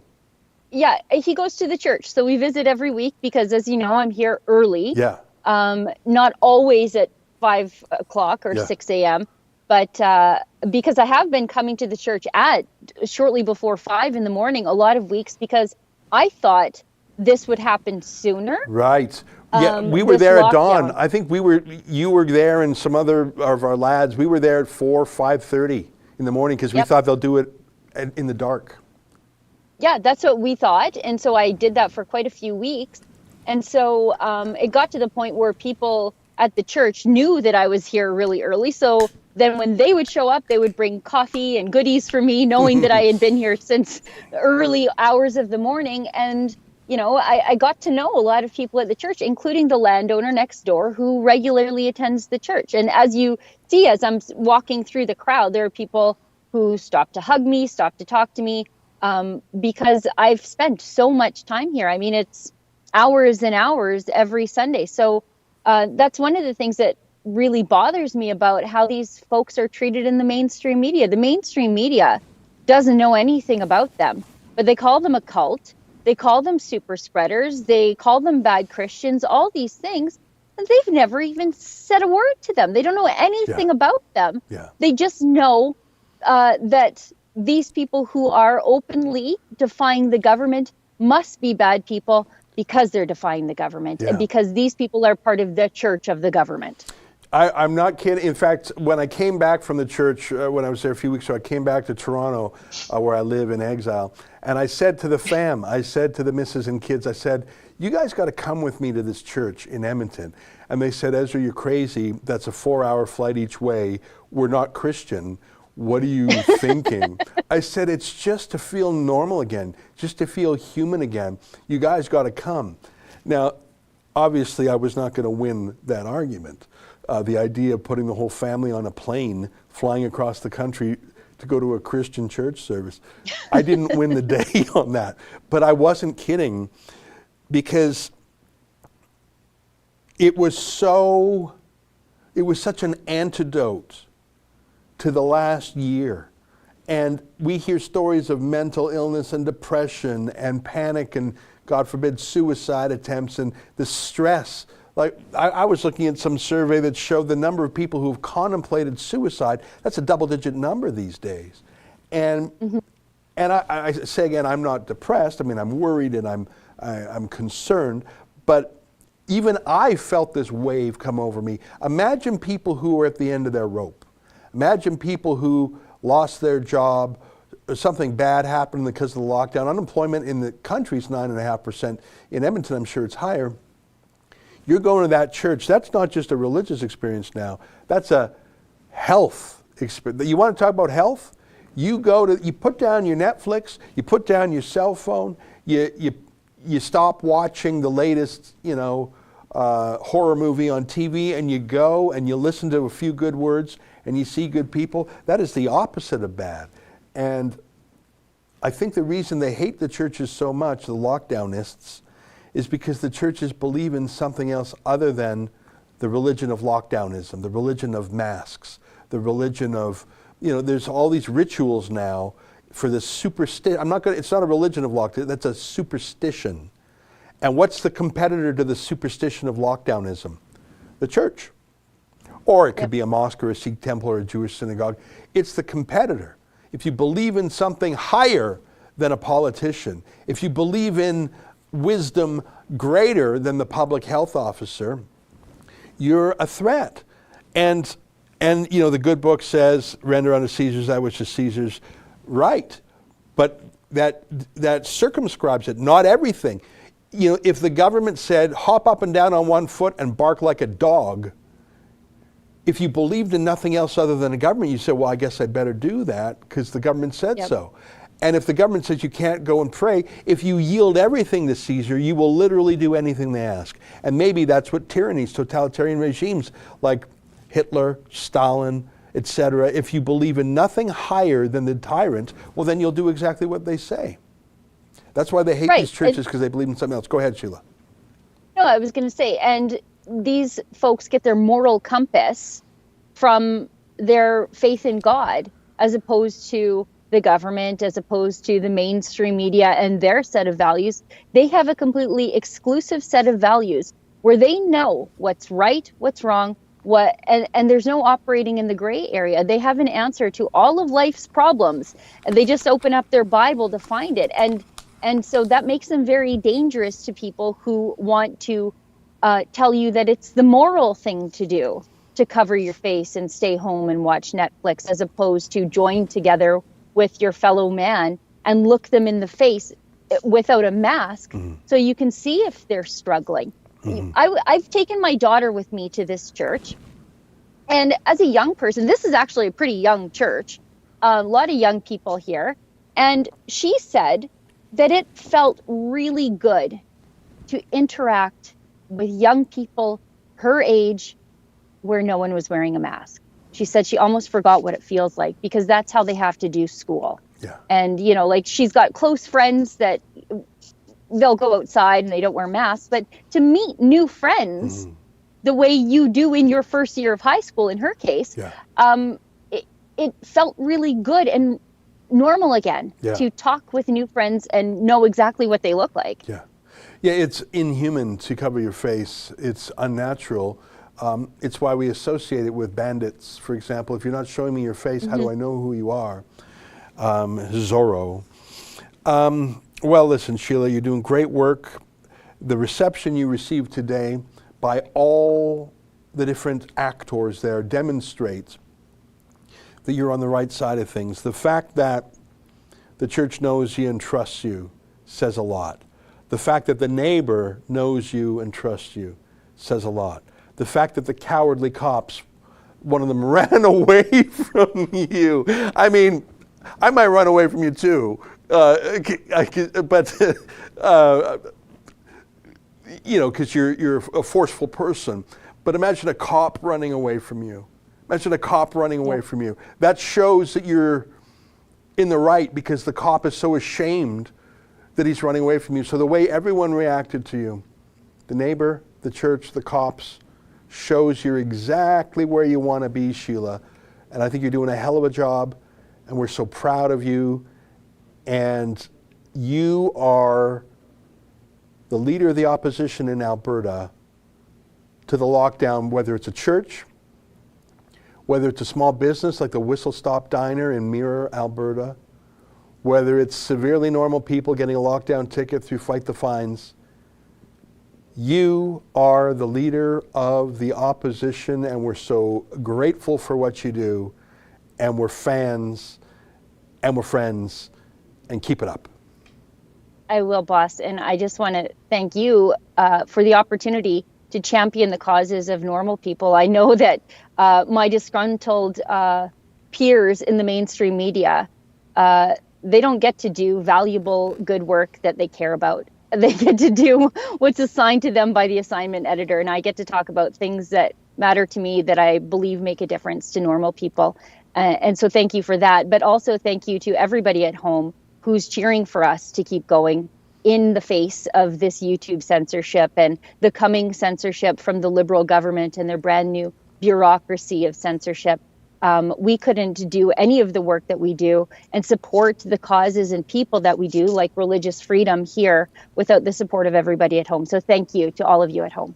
Right on. Well, that's a nice way to end our live chat with you. I'm going to stay on the live stream, Sheila, a little bit longer and get through these super chats, or we call them rebel chats now, because we're sort of rigging our own system now that YouTube demonetized us. Good luck. You'll be on InfoWars at 2 Eastern, 12 noon Mountain. Is that correct? Well, that'll be fun. That'll be a hoot. Yeah. And I'll say goodbye to you now, but I'm sure we'll talk later on in the day with more updates. I look forward to your official reports, but it's been great to have you on this last 90 minutes. You got it, boss. Thank you. All right. Cheers. There you go. I want to take a moment. That's Sheila Gunn-Reid, isn't she the best? Hey, we're calling it Rebel Chats now because, as you may know, YouTube has taken away the super chats from us. It's they've demonetized us. It's going to cost us about $400,000 a year. Like I say, we don't have any strikes. We don't have any violations of terms of service. There is no video that's being complained about. They just sort of told us one day, and I said, "Can we appeal?" And they said no. You know, so we're out $400,000. So if you want to help us, there's a couple ways to do it. The first is to go to a website we set up called AfterYouTube.com. It's just AfterYouTube.com. I explain what they did to us, scroll down a little bit, and then I ask you for help to do three things. Number one, can you tell us your name and email address? You know why? Because if we're completely suspended, which I suspect will happen one day, I'll never be able to contact you. YouTube does not tell us who our 1.45 million subscribers are. So if they suspend us, we'll never be able, we've spent 6 years building up our YouTube subscribers on this channel. If they just nuke us, how do I ever say hi to you again? How do I let you know what we're doing? So AfterYouTube.com, you can give us your email. Number two, we show you our accounts at Rumble, Odyssey, Minds, BitChute, Parler, Telegram. And number three, if you want to help chip in, help cover the $400,000 loss, you can do that right there too. In the meantime, until we're fully kicked off of YouTube, we've set up sort of a homemade way of doing, we call them Rebel Chats. As you can see, the pinned comments shows you how to do that. It's just using Streamlabs, and it's fairly easy to do that. Now, I got a bunch of these Rebel Chats I want to whip through because I didn't want to stop talking to Sheila because I thought it was all very interesting there. I'm going to see how fast I can go. Oric donated $5. Oh my goodness, so tired of this, and I sell a disinfectant. Yeah, I think everyone's sort of tired of it, except for the lockdown class. AMT, $3. Ezra, last year you dismissed that leaked Liberal letter about the lockdowns and lockstep, and yet it seems becoming true. Any changes on your view now? No.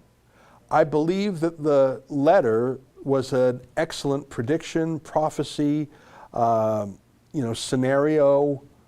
I simply don't believe it was a document generated by some vice president in some Liberal policy committee, because the Liberal Party does not make policy. The Liberal Party is used as a fundraising and door-knocking apparatus by Justin Trudeau. It has no policy involvement. I think that that was a very thoughtful premonition of what would happen, but whoever wrote it thought, well, if I just tell you my guess, that might be ignored. If I sex it up by claiming this is a Liberal document, it'll get more traction, which worked. I just don't believe it's a Liberal document. I believe it's a thoughtful prediction document that someone wrote. That's what I mean. The Lamas donated $50. Thank you. Hello from Chatham, Ontario. I attended the rally in Leamington for Family Kitchen. So much love. We may be going into a stay-at-home order in Ontario. I'm trying to fight here. Love you guys. Rock on, Justin. I'm very interested in Leamington. I'm not sure if David Menzies is on that story, but that sounds like a Menzies kind of story. Commie Canada, $2. How do you spell Kenny? Quisling. Well, I don't understand it because I know he at least used to really care about freedom of religion. I don't know what's happened. Bent donated $10. Trying this out. Love you guys. Thank you. Raywin, $14. Will there be a Nuremberg 2 over this? I don't think it's at that level yet, but we certainly need to reclaim our civil liberties. Solar Flare Warrior, $25. Rebel News is truly a voice of truth in these tyrannical times. Keep fighting for truth. God bless all of you there. We appreciate you. Thank you. Red Ensign, $40. Thank you. L.J. Clark, $10. Great work. Keep it up. Thank you. Dallin Duce, $4. Great work. Thanks. Amanda M., $8. Thank you. Jarrett donated $80. Thank you. Thank you for standing for those who cannot defend themselves. Well, it's our job, and Sheila's doing great, isn't she? Fraser McBurney, $20 to help you get an injunction to stop this outrage. Thank you. I don't know if we have standing to get an injunction for the church. The church obviously has its own standing. We can't stand in their place, but they can, and I know they have a lawyer. Oliver, $40. Did I read that one already? Thank you for the good fight. JRO, $8. Thank you. Noble Canadian, $4. Can those RCMP officers be charged under the criminal code for disrupting a religious service, or was no service happening this time? Yeah, I don't think the service was happening at the time. I'm trying to find the authority for, do they have to give their name and badge number? Because they didn't, those little cowards. And I just couldn't Google in real time. I don't want to waste time Googling when I'm on a live stream, but I'll look into it. Todd Pac-Man, $50. A couple of bucks to go towards suing these thugs at the church. Sickening. What's it going to take until Canadians get mad at what's going on? Thank goodness for 2 real news stations left, Rebel News and RV Truth. I don't know what RV Truth is, but thank you for the donation. Chrissy donated $8. Hey, Ezra and Sheila, what do you think? Oh yeah, I already read that one. William A, $10. You're the only media in Canada that's reporting with honesty and integrity, and you're working hard to have the backs of those who are suffering under tyranny in Canada. Thank you. Please keep up the good work. Well, I mean, I just want to praise Sheila again. I mean, there's a reason she's our chief reporter. She's just doing great, isn't she? I called her the leader of the opposition. I believe that's true. Tell me who it is. I mean, I suppose you could say, well, technically it's Rachel Notley, and that is true. And she's egging on Kenny and all his bad behaviors. But I think Sheila leads the counterforce. Philippe Rébard donated $15. Why did I and many go to Afghanistan and come back to this? We couldn't even touch hostile mosques over there. Isn't that interesting? SCC, $3. Keep up the good work. Thank you. Jana, $5. Praying for the church. Thank you, Sheila and Ezra, for covering this. God knows and is in control. Well, Sheila, it was so good. I'm so glad we had the live stream, because when I was out there, I couldn't remember what the cell phone service was, because it's not in the city proper. And if you're sometimes far out in the country, you don't get the good cell service. But it was pretty good connection. We were on the line with her for over an hour, so the battery conked out. But other than that, it was fine. It was pretty clear, too. Like, not crystal clear, but it was pretty good. Where am I here? Humongous, $4. Is there any doubt the only difference between the Gestapo and the Canadian police is the orders they're given? I don't trust any police officers to do anything but commit the evil they are ordered to do. You know, there's precious few of them who are saying no to this shenanigans. I read the next one. Edward Hildebrand, $100. Edward, thank you. Appreciate that. Chrissy donated $8. Also, Ezra, well, maybe Sheila may know as well or could find out, has anyone at the church started to file legal complaints at the RCMP? Please see the link for the lovely list of reasons why someone can. Okay, I'm going to click on that link there. All right, that's a whole website. I'm not going to get into it now, but thank you for that. I am aware of the RCMP complaints process. Jim, $25. Looks like the government and police are trying their best to poke the bear with a stick. Poor Canada. I think in Quebec for sure. I think Quebec, they're aching for a violent battle. I think in Toronto also. I think in Alberta, I don't understand it. I think probably the public health deep state, which is all New Democrats anyways, is thinking this is win-win. We crack down on the churches. That's a win for anti-Christians. They fight back. That's a win also because we discredit the police. Like I always say, if I wanted to, I forgot to say shout out to Justin, thank you. I wanted to say, as I've said before, if you want to defund the police, don't say defund the police, because then people come to the police's aid. If you want to defund the police, infect the police with your wokeism. They'll do damage to conservatives, and conservatives will abandon them. That's how you defund the police. That's what they did to the NFL. That's what they did to NASCAR. Georgie donated $10. Ramadan store. I read that one already. Brent Lane, $5 through Super Chat. Thank you. Jeff donated $8. Ezra, I want to echo your sentiments. I moved my family to Alberta years ago and was proud to be an Albertan, strong and free. Unfortunately, that's no longer the case. My heart aches today. Well, something's deeply wrong there, and I don't know why Jason Kenney is in the thrall of these New Democrats. What would Jesus do? Feed 5,000, donated $5. How is this not the Soviet Russia? Blocking religious freedom with no COVID cases, while our public schools, you know what, I don't, are full of COVID spread. I don't think they are. In fact, I was checking the statistics, and kids and schools are not a risk, not a threat. Indoctrinating our children, that's for sure. Henry, $1. Hey, Rebel, watch all your videos. I'm in grade 11. I love Canada. I can't believe the country's becoming this. It pains me. 99% average in high school. I'm thinking I should move to the USA after high school. Would you do the same in my shoes? Well, it depends where your home is. I mean, they say home is where the heart is. I like visiting the States very much, although I haven't left Canada in over a year. But how could I leave Canada? My family's here, my history's here, my friends are here, all the things I know are here. I mean, there is a point where I suppose you flee. But I mean, where's your home? Your home is rooted in the geography, isn't it? BC Chesney, $4. Sheila needs to get a drone. It's not a bad idea. Cal, $10. Ephesians 5:11. Take no part in the unfruitful works of darkness, but instead expose them. Well, she is doing that. Fed Up Canadian, $10. What a dark day in stain on Alberta. Not even that guerrilla premier of Ontario has done what the allegedly conservative Canadians allowed to happen. The swine are as indefensible as politicians. I don't say the word pigs in regards to cops. I know today I said crooks. It might be too far. Cowards, definitely. Clowns, definitely. Disgrace to the badge. I just don't use the word pigs. I'm sorry. I'm not there. I'm not that angry yet. I'm getting there, but I'm not there. Commie Canada, $1.59. It's obvious that CCP can control Canada and Kenney. It's okay to enforce these. I will never vote for Conservative Party again. Well, that's what's so weird. We saw his tweet. You want to call up his tweet where he was condemning the Chinese government for cracking down on churches? I mean, holy moly, this is when Jason Kenney was leading, he was behind the Office of Religious Freedom or whatever. And anyway, call that back up. I wouldn't mind showing that. Thank you, Justin. Corey Storman's donated $3. I called the office of the Premier requesting he release a statement promptly, especially given his religious views. His contact is available there. Okay. Here, let's take a look at this tweet. Jason Kenney, inspiring. Chinese Christians put lives on the line to stop communist apparatchiks from tearing down their church. That is inspiring. And at the time, I know Jason Kenney meant the Chinese Christians were inspiring, not the communist destroyers.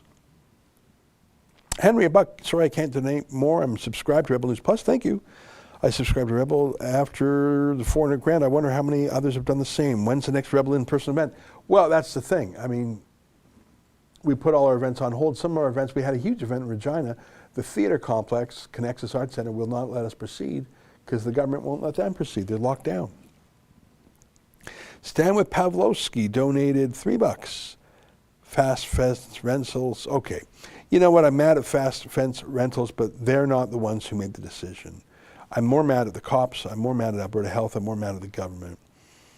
Yeah, I mean, if I got an offer to put up fences around a church, I'd probably decline. Jared, Polish, $8. I'm Polish, born Canadian, experienced Solidarność movement. Unfortunately, I'm scared about my kids, grandkids' future in this used to be so beautiful country. Well, don't give up yet. Mike Germain donated $5. Thank you. Sarah BC, $80. Sarah, thank you. TJ, $28 through Super Chat. Howdy, Rebel News. Thank you for your ever continuing good work. Here's $20. Hopefully the upcoming Ezra plus lawyer plus crew plus security curfew showdown in La Belleville, Montreal. No pressure. Bon chance et bon combat légalement. Yeah, the legal, and that goes to the earlier question. I believe we still fight peacefully, journalistically, legally, etc. Jason, $8. How many new ICU beds, respirators, and respiratory techs has our so-called government added in the last year? There were, I haven't checked since yesterday, I think there were like 75 ICU cases in all of Alberta. There are 8,500 hospital beds in Alberta. There are over 100 hospitals in Alberta. There's not even one ICU patient per hospital, and yet they're locking things down. But hey, why don't they go take on a Walmart or a Costco? Or a liquor store or a marijuana store? Why are they focusing on the church? Then why? Because they're cowards and there's an anti-Christian theme. Hockey Dad, $5. The church should have different pastors conducting religious services 24/7. That would block the police. Oh, these police don't care about the law. John Veldkamp, $80. Thank you for your very relevant and transparent coverage. So necessary for these challenges. Well, John, thanks for your friendly donation. Appreciate that. Avra Kip, $8. Thanks. Media Juif. That sounds like my friend Yankee Pollock. Search Fast Fence in Google Maps and read some recent reviews. Listen, of all the people involved today, Fast Fence is the most low on the food chain.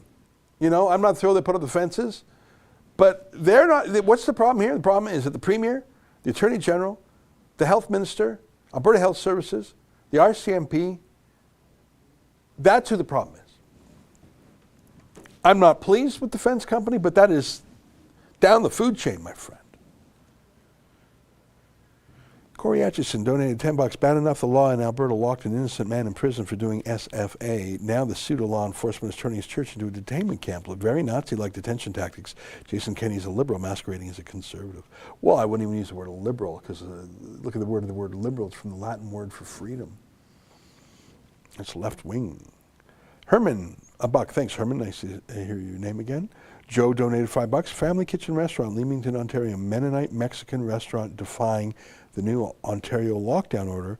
Maintain 50% indoor capacity. Support from crowd outside and people driving by honking in support. I saw some of that yesterday. I didn't know about it in advance. We'd love to help.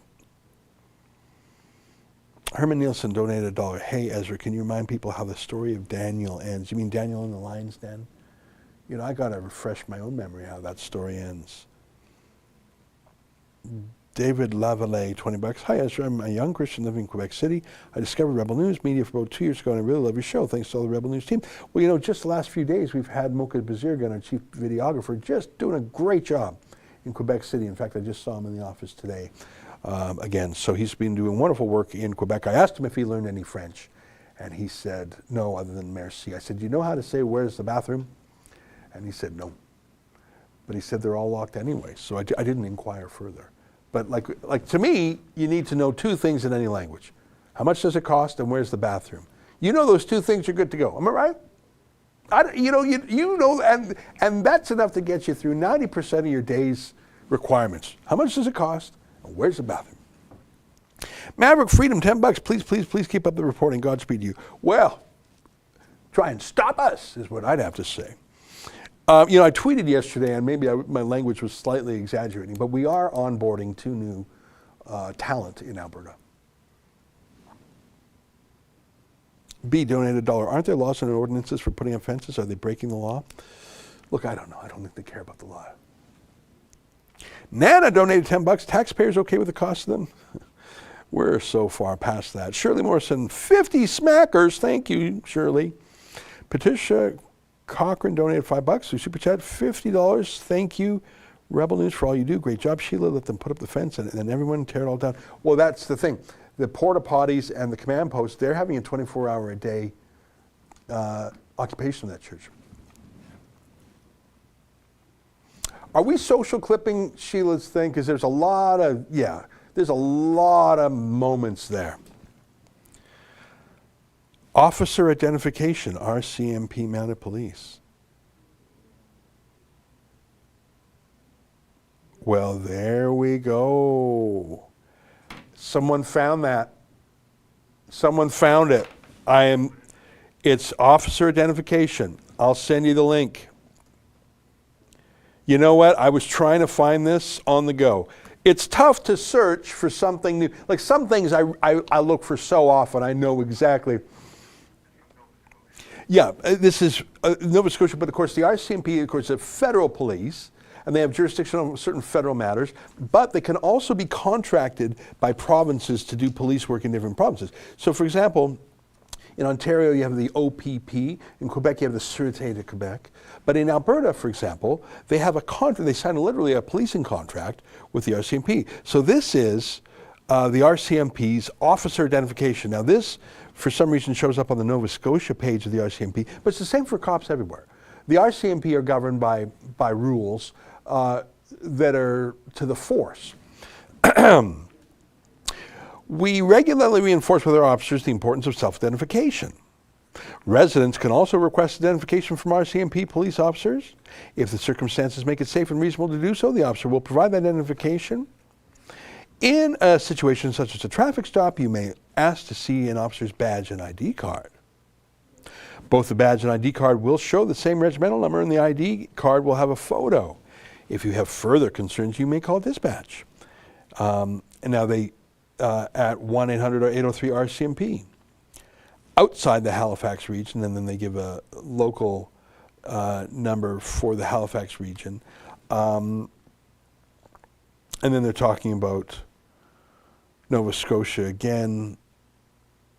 But I'm pretty sure those rules there, I want to look into a little bit further, would apply to every RCMP officer around the country. So I think those clownish cops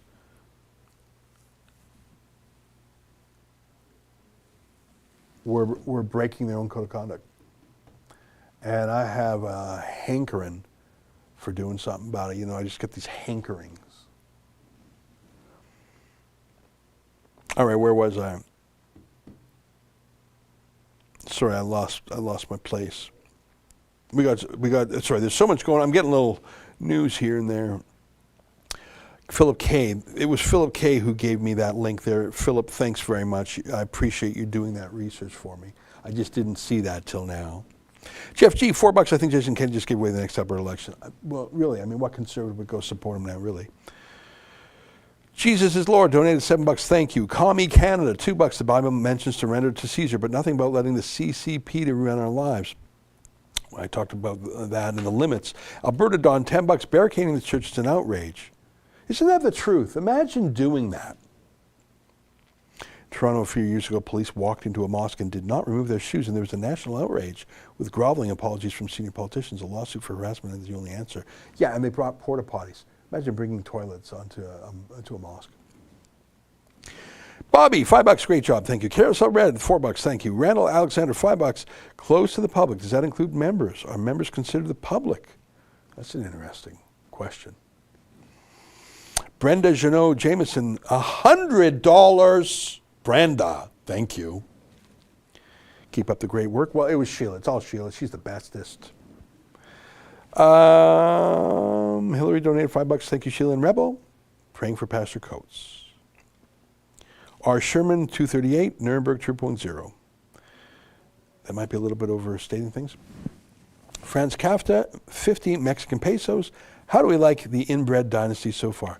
Well, You can't put this one on Trudeau. It's true that the RCMP report to him, but this is on Jason Kenney and Casey Madhu and Tyler Shandro. Sorry. Answer anyone donated $5. Thank you. JDR54, $5. Yeah, the full force of the police have been deployed to stop those dangerous Christians trying to attend the church service. Isn't that the truth? They should just put a big Walmart sign up there. Black Lives Matter, Walmart, whatever. Ophira818, donate $10. My rebellious rabbi in California does services in the park. Everyone brings lawn chairs. How about that, GraceLife? Well, that's the thing. Like, you saw the cowards run from Sheila or touch Sheila. But what would happen if 100 or 200 or 300 or 400 GraceLife church members just walked? Going to arrest them all? Like, are you really going to arrest them all? Are you going to arrest the kids? Maybe they would. Maybe we're there. If so, we should know it. Scott Hansen, $28 through the super chat. Ezra, when you shouted out Satan in Pastor Pavlovsky's voice to the retreating media walking the property, we lost it. Such wonderful parody. We love you, Ezra, Sheila, and Rebel. Well, you know what? After I watched that Arthur Pavlovsky thing about the third time, the word exorcism came to my mind.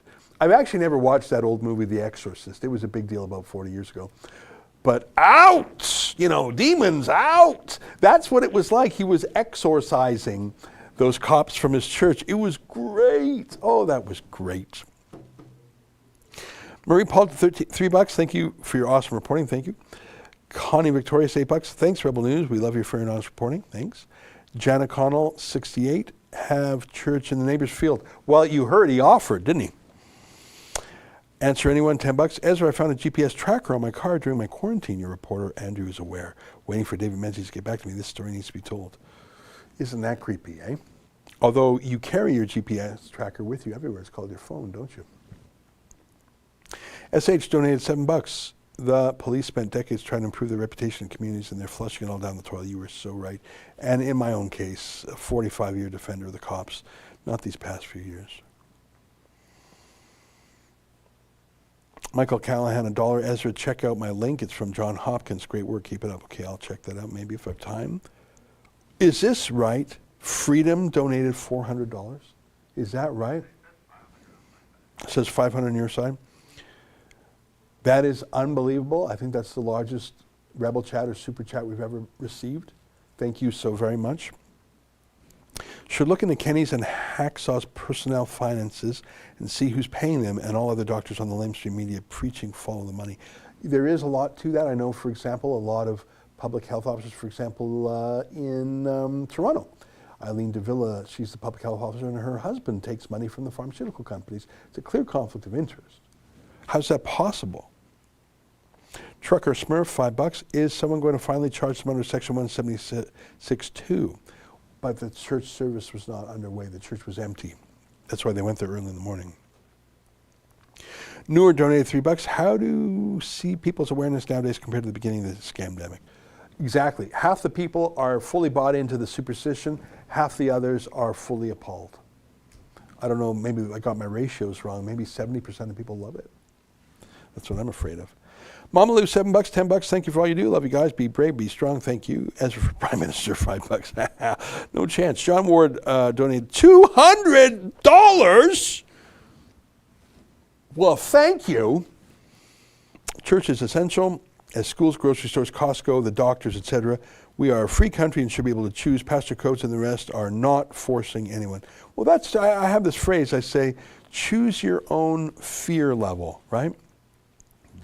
You want to stay at home, you want to wear triple masks, you want to turn off the lights, hide under your bed. Okay, not for me, but I'm not going to stop you. But can you please not impose your fear level on me? How about we each choose our own fear level? And by the way, now that we know a little bit more about this pandemic, we know, I don't know if you could find it really quickly, the Alberta Health COVID stats. If you go to Alberta COVID stats, there's this one chart that breaks it down by population demographic. And you know what percentage of people age born to age 19 and under have died from the virus? What percentage do you think it is? What is 0.0%? And 20 to 29 and 30 to 39. if you've got a moment, I'd love to show that, just because I was looking at this chart yesterday, and it's a chart, it's got a ton of numbers on it. Go to deaths or more, what do they call it? Deceased or something?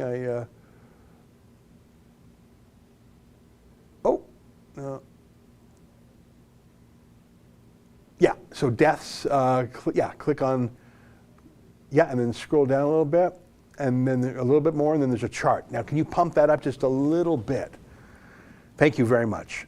And I'm not going to take a lot of time on this, but you see on the right-hand side, okay, you see on the left-hand side, they have age group, like under 1 year old, 1 to 4, like that's the age groups, right? And then on the very right, you see at the top, it says deaths. See that on the right-hand side there, at the top on the right? So let's go case rate and population rate. So let's do population rate. What's the number of people under 1 year who have died? It's 0.0%. How about 1 to 4 years? 0.0%. How about 5 to 8 years? 0.0%. How about 10 to 19 year olds? 0.0%. Now, 20 to 29 years, they claim 9 people have died. And who am I to dispute that? So what's the case rate? 0.0%. And 1%, that's the population rate. That's per 100,000, and the case rate, 0.0%, which was right next to it. That's the ICU case rate. Anyway, it doesn't even matter. The numbers are so infinitesimally small. 30 to 39, 0.0%. 40 to 49. So, we could do it another way. Let's add up the raw numbers. Let's move 1 over to count. Let's do that. Let's be really, really candid. How many people under 1 year died? 0. 1 to 4 years, 0. 5 to 9 years, 0. 10 to 19 years, 0. And then what's that? 9. Okay, I don't dispute that, although I'm skeptical of reporting. So let us say that 9 people died between ages 20 and 29. And 10 people died between ages 30 and 39. And let's lump in the next cohort, 40 to 49, 31. Is that right? So what's that? 40. So a grand total of 50 people out of a population of 4.5 million. So that is 1 in 100,000 people. Yeah, and that's a vast majority. So you get it, but you're fine. If you see the people who died, and I'm not happy that anyone had died, but we're all going to die from something, look way down. It's 80 plus years and 70 to 80 and 60 to 69. That is more than everything else combined. So I'm not happy that someone 80 plus years old is dying. I'm not happy, but we're all going to die of something. So by the way, the average population in Alberta, the average age is in the mid-30s. So 35 is about the average, is about the breaking point. Half of Albertans are over, half are under. So 2-point-something million people, and yet 10 people died from this over the last year. And I'm sorry they did, but you've just locked down an entire province? I call it BS.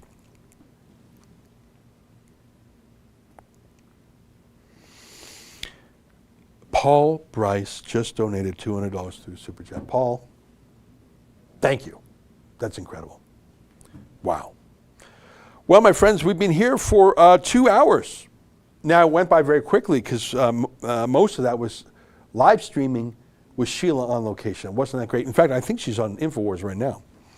I do have a couple things I got to get to in the rest of my day, but I am going to finish off these last few Super Chats. Nikita Scringer, $5. Thanks for all you do, Rebel. I find it funny that the government spouts trust the science, yet they ignore the science. Yeah, isn't that the truth? And then Ann Braffley, $75. And that's very nice. Jason Kenney has always been great with rhetorically, but he legislated like a communist. Federally, the TPP bail-in legislation, Bill C-51 needing a permit to protest the government, now needing a permission to appeal the government, and more. Well, I find it boggling because I've known the lad for 30 years, or 20 at least, since I was in Edmonton for law school. We used to hang out. We were part of the snack pack. I don't know if you have to be a certain age to remember all that. We were basically young fat guys. So we called, there was the Liberal Rat Pack. We called ourselves the Snack Pack.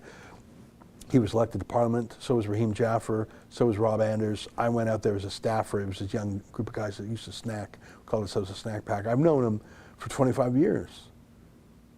And he's always been a religious liberty guy, Christian himself. I don't know what's going on. Andal Alexander, $2. Cases include probable cases. Yeah, well, you got to check those definitions. And of course, there's false positives. And there's also dying while having been tested positive for the virus within the 30 days prior. So I'm skeptical of these definitions, but even if you take them on their own terms, the pandemic is for those over 80. Why would you close a school, which they've done in Toronto? Well, my friends, I very much, go ahead, we got one more. I want to tell you how much I enjoyed today's live stream, and it was mainly because Sheila was just killing it there on location. And wasn't that fun? Wasn't that fun to see her get allowed in by the neighbor? And wasn't he a good egg? That was my favorite part. And then when she walked along the property line, shame on those cowardly cops. You know what? For most of my life, I was not just pro-cop, I was absurdly, unfairly pro-cop. I was blindly pro-cop. That's how I was. And now that is gone. And it's too bad. It's like falling out of love. You miss it. I miss loving cops, respecting cops, trusting cops as default. Now it's sort of the other. If I see a cop, I'm not writing him off, but I need proof that he's not a lockdownist, that he's not an authoritarian. It's the opposite. I used to assume that they were sort of like a superhero until, proof beyond a reasonable doubt kind of thing. Now, like if a cop showed up at our front door here, I would say, show me your badge, show me your ID, show me your search warrant, or get the hell off. I'm sorry, I would do that. And that's a shame. Isn't that a shame? Isn't that a shame what they burnt? They burnt a century's worth of goodwill. Rob Padley, $5 through Super Chat, thank you. Terry Oz, $10. I wish I could donate more. Well, I appreciate what you've done. Rob Padley, $100 through Super Chat, thank you. It's very nice of you. I understand that Sheila's on InfoWars. Can we pipe that in just for fun? Might be dangerous on YouTube. That's a good point. Yeah, we don't want to get deplatformed. So I'll say goodbye now. But feel free to tune in to Sheila on InfoWars if you want to take a look there. I do have to go. I got a few other things to do. Thank you, everybody. And there was some absolutely incredible Rebel chats or Super Chats today. Thank you for that, because we got to replace the $400,000 that YouTube kicked out of us. And I think the journalism that Sheila's doing is worth every penny, don't you? All right, that's it for me. Do we have a dog video to end it? Yeah, we do. We like to end on a dog video. I'll say goodbye to you now. Sheila will be hosting this show tomorrow. But let's say goodbye. And here's a dog video curated by Justin. I never see these before they're shown. So like you, I'm excited to see what's next. Okay, bye, everybody.